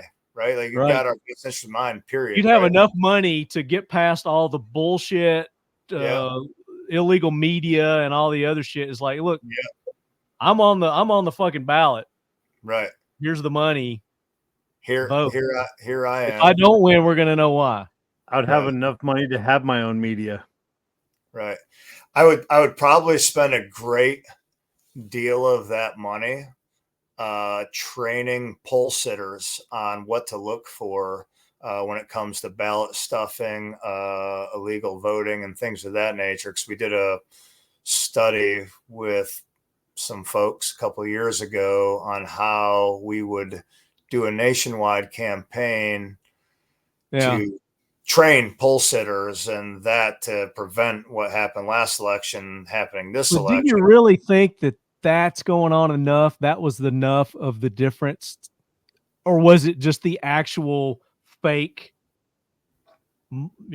mass-produced ballots and the people that counted those behind closed doors, closed windows? I think it was all of it combined into one, right? Whether you want to talk about computer systems, running them through multiple times. I don't think it's the individual people at the polls that voted that inconsequential. I think where it happened was the electronic bullshit, the mail it in bullshit. That's where the majority of the fraud came. What happened behind closed doors, right? When those polls closed, when those semis backed up, and right, exactly. And like, it's on people's radars, right? It happened once. Is it going to be able to happen again? I sure as hell hope not, right? But of course it can happen once.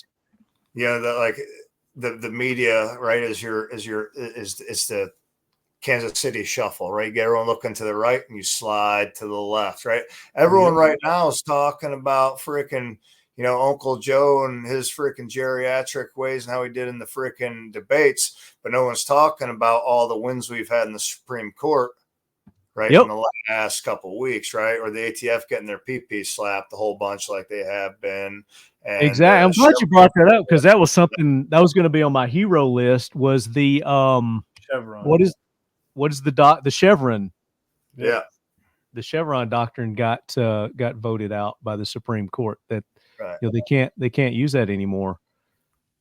Right. So that's huge. And again, like you said, people aren't paying attention to that because they had this stupid debate, if you want to call it a debate, where both candidates, sucked, in my opinion. I mean, Trump was a fucking kindergarten bully, just instead of talking the points that he could have made and the facts that he could have pointed out, he just kept piling on Joe's senility.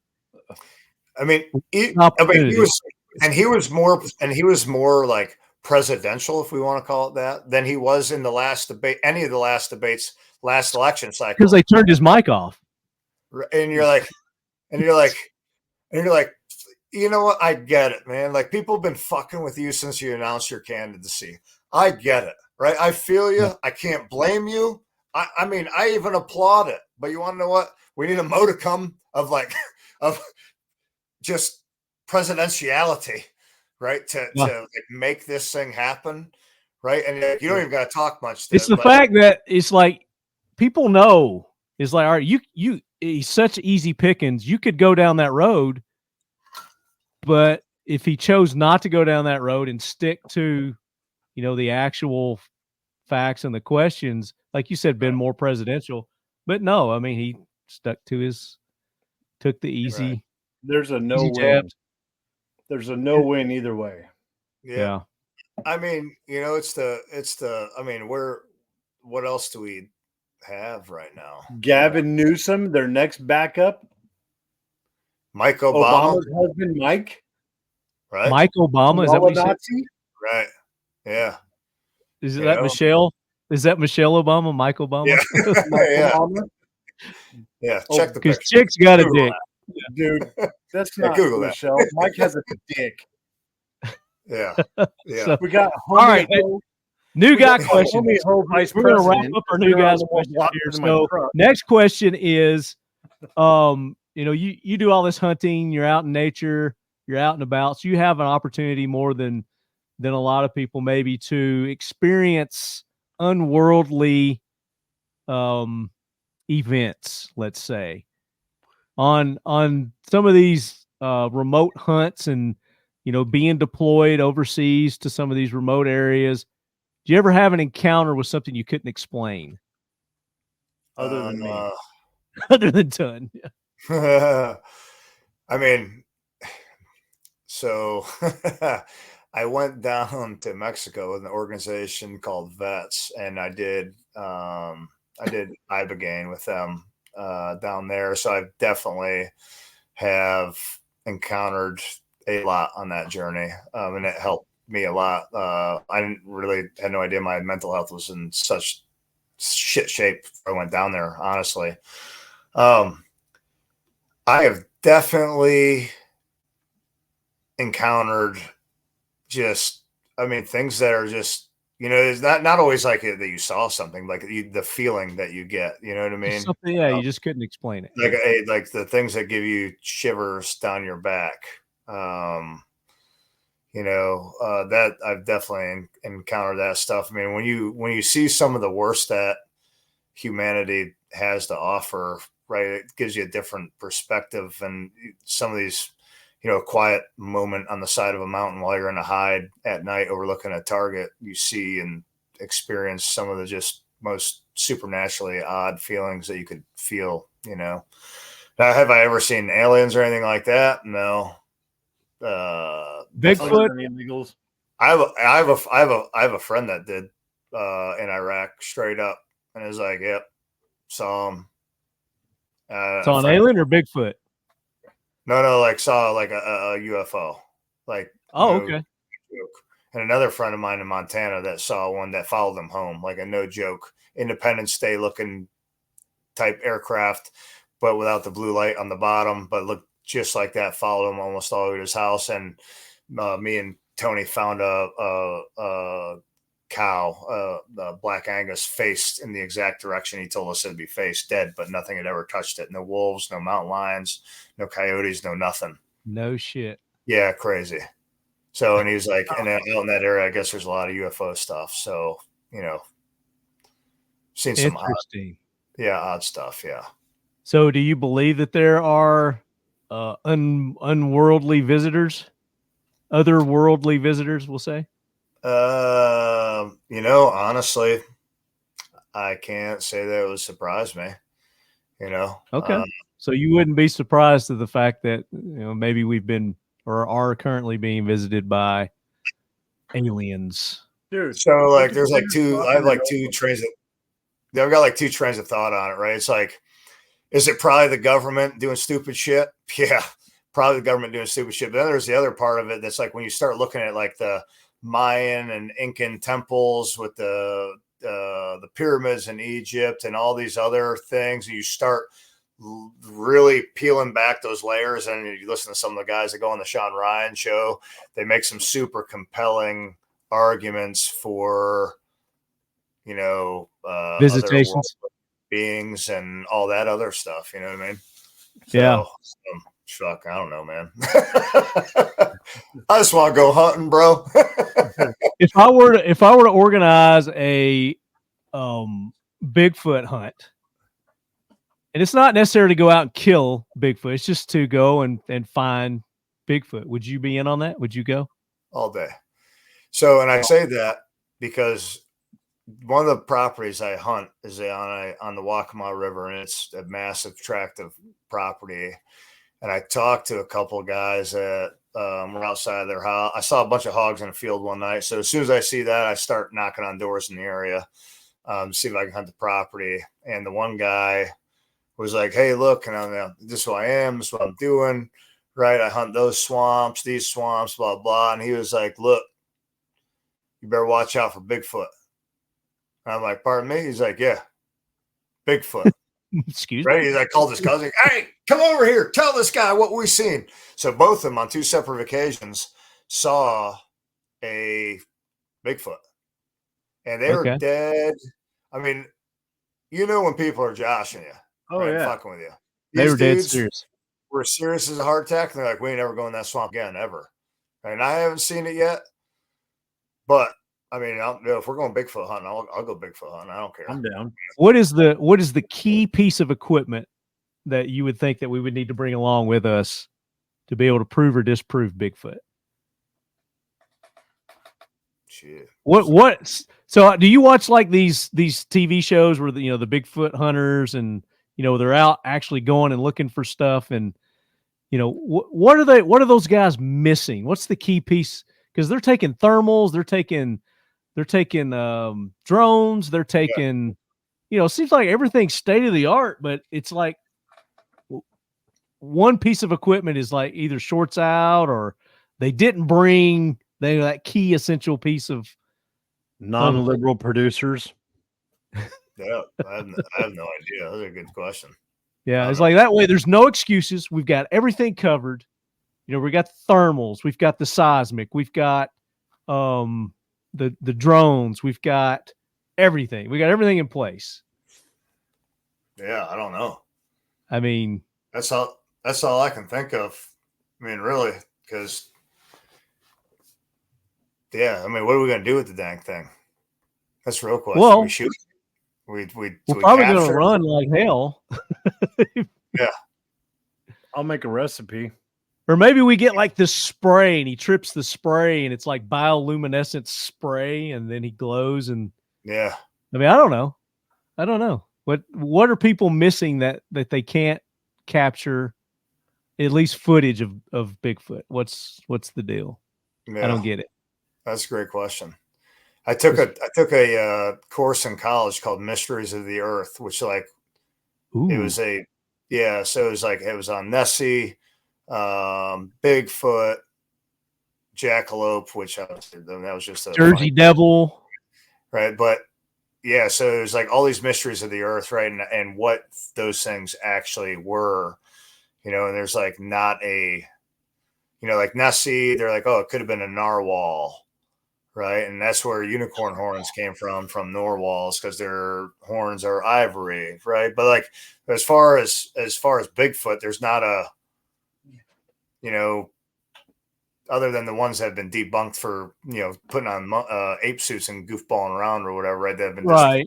There's not a, right. There's still, right. That's the one that's the constant, right? Is Bigfoot. Yeah.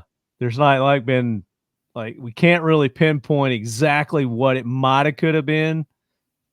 Like Loch Ness, I think that's completely debunked. I think they have completely debunked that. the Loch Ness monster with, the waves and the logs, and they've actually done all the sonar and what is that other technology where they can LiDAR? Yeah. They've done all that, and it's like there's nothing there. There's nothing in the Loch Ness. Right. So I think they've completely debunked that as far as any prehistoric narwhals or whatever it may be. Right. Just debunked. But like you said, with Bigfoot, it's just they haven't really, because he's seen all over the world. Right. In every country, in every environment. And there's been sightings of the Yeti, the Bigfoot, the skunk ape, whatever they call them, wherever they're at. So hold on 1 second. I got someone pounding at my door. That sounds personal. That sounds personal. Really? But yeah. So I mean, I don't really think there is a Bigfoot, but I'm all down for doing the, the hunt and the research. Just because it would be fun as shit, especially to use all that kind of equipment and whatnot. But we need to come up with something else, maybe, to justify it, a new phenomenon that we're looking for. Right. I'm with you. I mean, Bigfoot's kind of the, it's kind of the generic, I'm looking for Bigfoot, Right. Like we call Coke, a soft drink. We just call them Coke down here and say, I'll have a Coke. What kind of Coke you want? Right. Who was at your door, Ton? Neighbor. Did you tell him, get the fuck out? You're doing a show? Yep. Pretty much. Pretty much. All right. Last question. New guy question. So we need to wrap this up. 3 hours, man. I told you we'd go for a minute. If you could spend a day at the range, and it's kind of a metaphor, with any one person, group of people, whether they're alive, dead, or fictional, who would you like to spend the day at the range with, and why? Oh man, that's a hell of a question right there. First thing comes to mind. Fred Bear is probably the first person that came to mind, honestly, and only because he always kind of seems like the grandfatherly type. He's got all these nuggets of wisdom that you always see, like in hunting magazines. They always come up my Instagram all the time, so I always share them. Right, but I'm like, I want to get in this guy's brain. Like, what made you pick up a recurve, right, and just go do what you were doing? I've had the blessing to be able to hang out with some amazing shooters, learn from amazing shooters, and I want to know what made Fred Bear tick, right? Like, I want to know his strengths and his weaknesses. I especially want to know his weaknesses and why he had those weaknesses. You know what I mean? Right. Because the guy is just got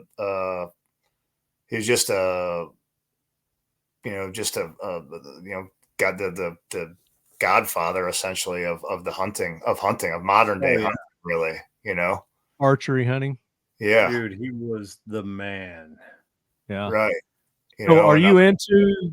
Because I remember earlier in the show you said that what got you into hunting, you went and you got a crossbow, and it was a compound bow. Yeah. Oh, was it a compound bow? Okay, I misheard that then. So yeah.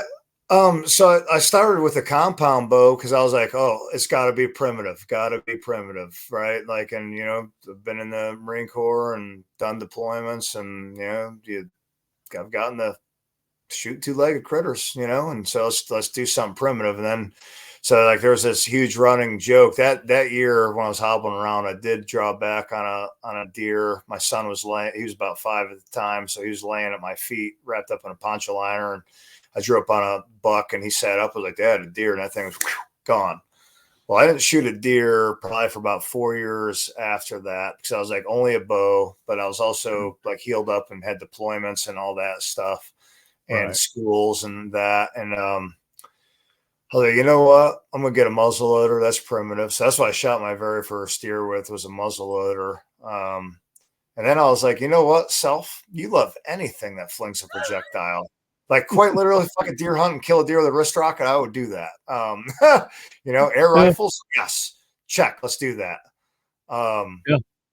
So, I love hunting with anything and any methods of hunting, and but to hear what got him, like, because that was, at that time in hunting, right?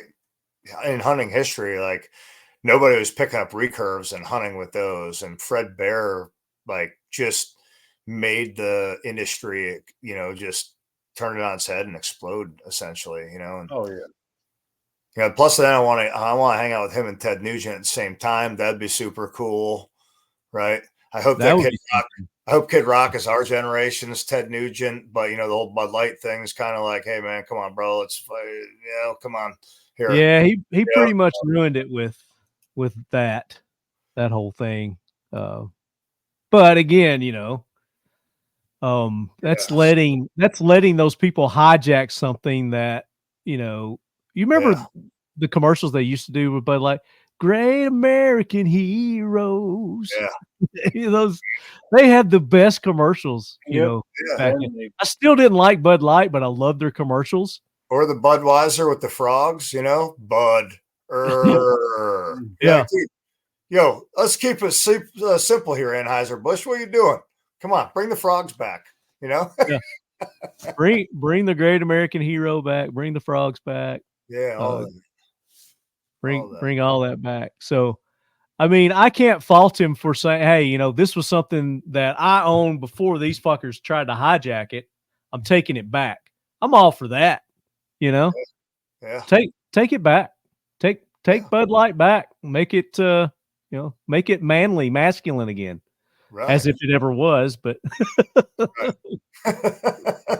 True. Oh, it's light beer. Right?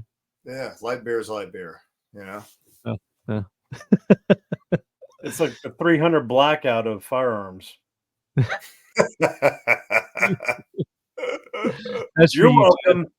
Sit on that and spin. I've killed a lot of stuff with 300 blackout, but it, like, outside of, well, the 10.5 incher anyway, but like outside of 50 to 75, like, my problem with them is that if you make a good shot, it's either DRT or it's within 50 yards, but it just does not bleed. And I got an air rifle that's more effective. Well, a man's got to know his limitations. Same thing with your tools that you use, whether it's hunting or what, you got to know their limitations. 300 blackout is an excellent round. It's excellent for whatever purpose that you. It serves its purpose for sure. But you got to know limitations. Yeah. Like you're talking about jack wagons earlier, right? And it's been like, the jack wagon to me is like the tactical instructors. If any of you are listening to this, tactical instructors, right? Do not advocate that the 5.56 is your best all around round, and then start saying, oh, it's the best for self-defense and home defense and for hunting, right? So Michael Phelps was a great American swimmer. And does everyone know why? Oh, he stayed in his fucking lane. That is why Michael Phelps was the best swimmer of all time, because he stayed in his lane. Tactical instructors. If you're a tactical instructor, great. Me too. Love it. But you want to know what? Do not advocate something for hunting that your audience is going to take to the woods, put green tip in it, go shoot a deer, look for it for 6 hours, wonder why he can't find it. Because that's not the best tool for the job. No. That's not the best round for the job. Okay? No. Guys, please. I will advocate for that. Yes. Can I kill deer with a 223 5.56? Yes, I can. Is it the best tool for the job? All day long. No. Is it the best? Absolutely. No. Right.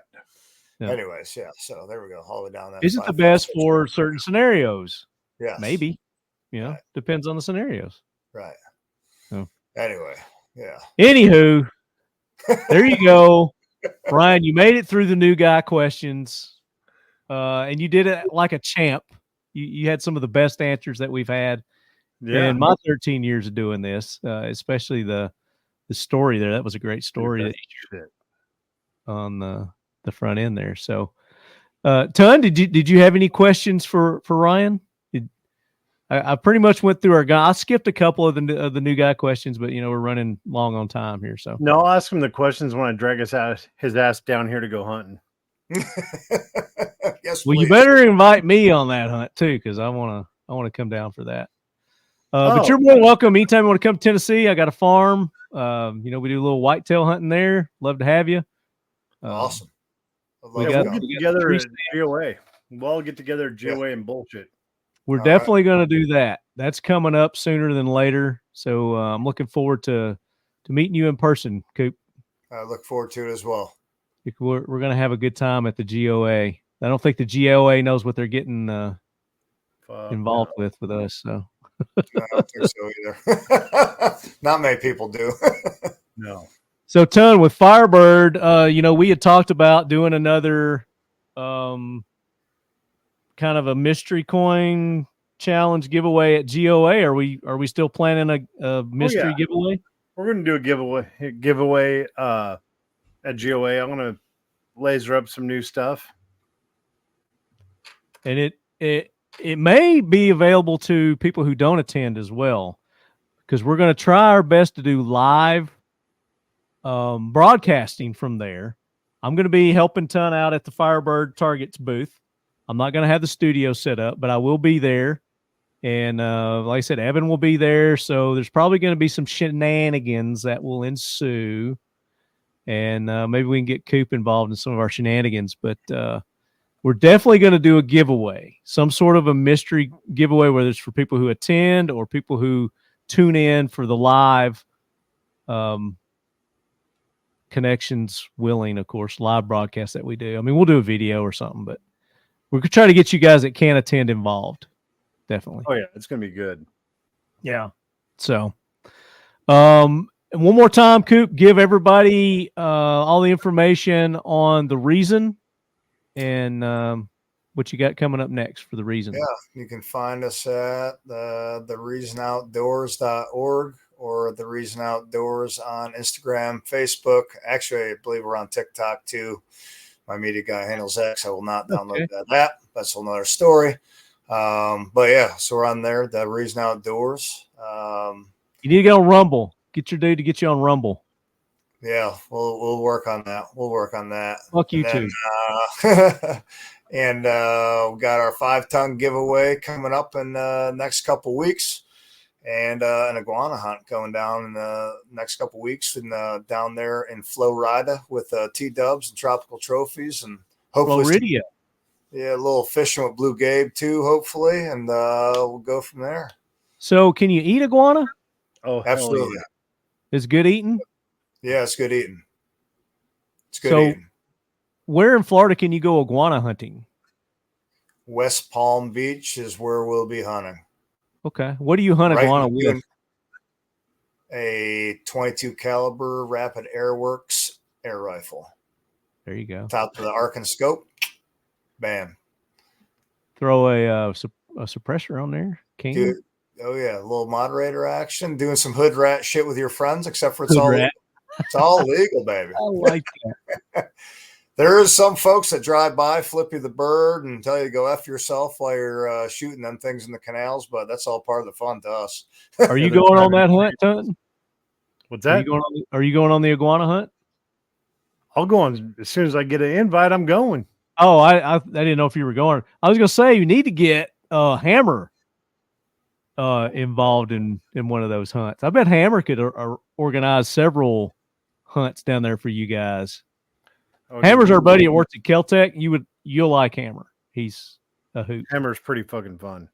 Nice. Yeah, he's really fucking fun. So I like it. All right, guys, go show them your love. The Reason Outdoors. Go follow them on the grams and hit them up. Donate.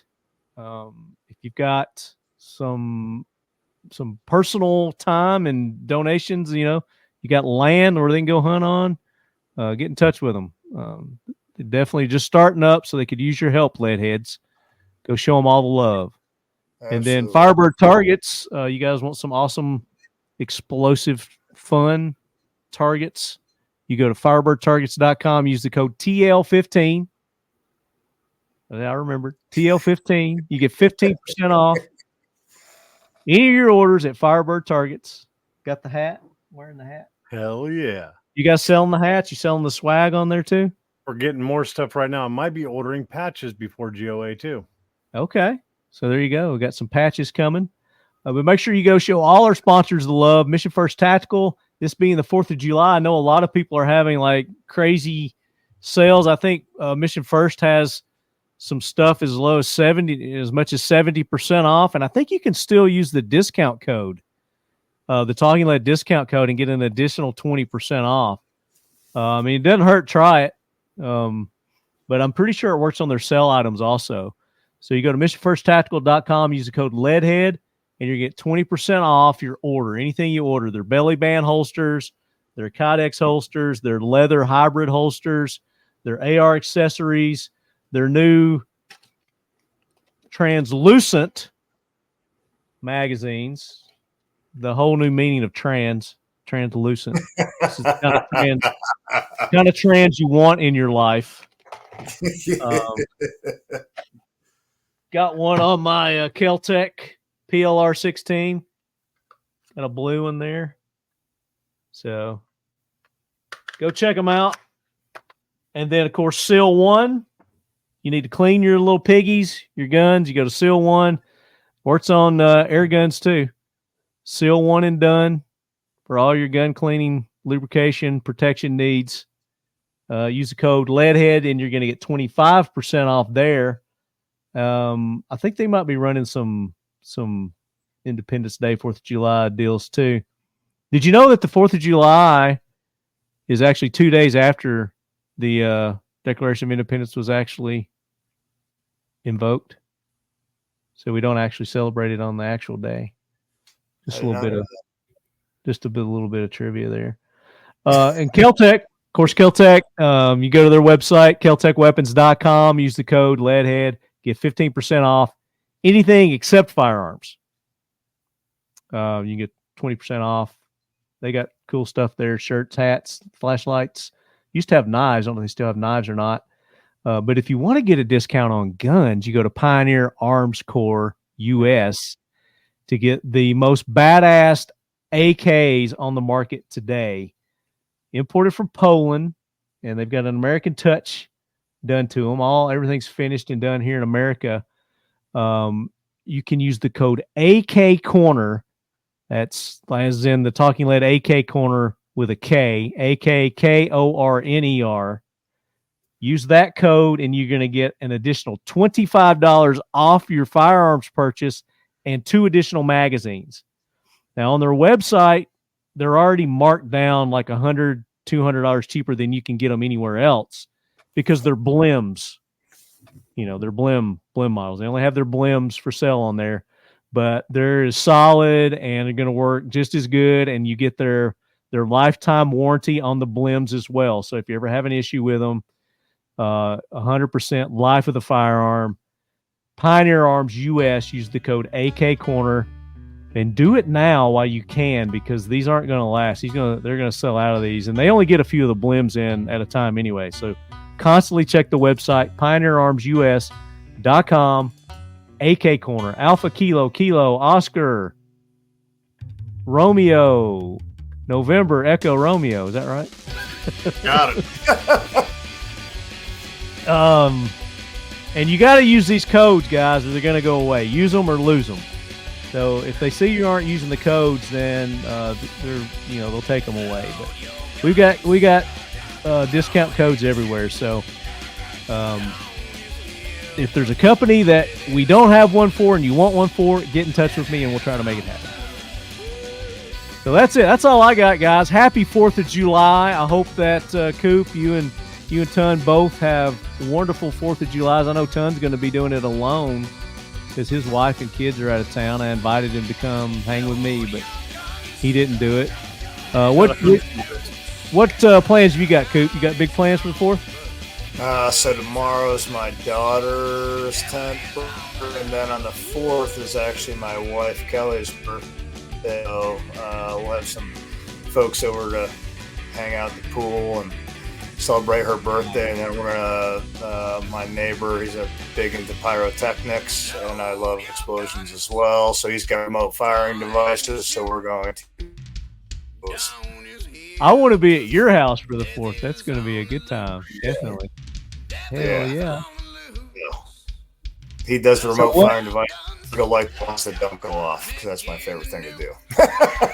That's happiness. So, lead heads, enjoy your 4th. I hope you enjoy this episode. Give you a little entertainment on your downtimes when you're recouping from your bourbon intake, as I'll be doing. But as always, lead heads, until the next episode, keep your loved ones close and your firearms closer. And don't double stack your fireworks. Or do. It's a free country.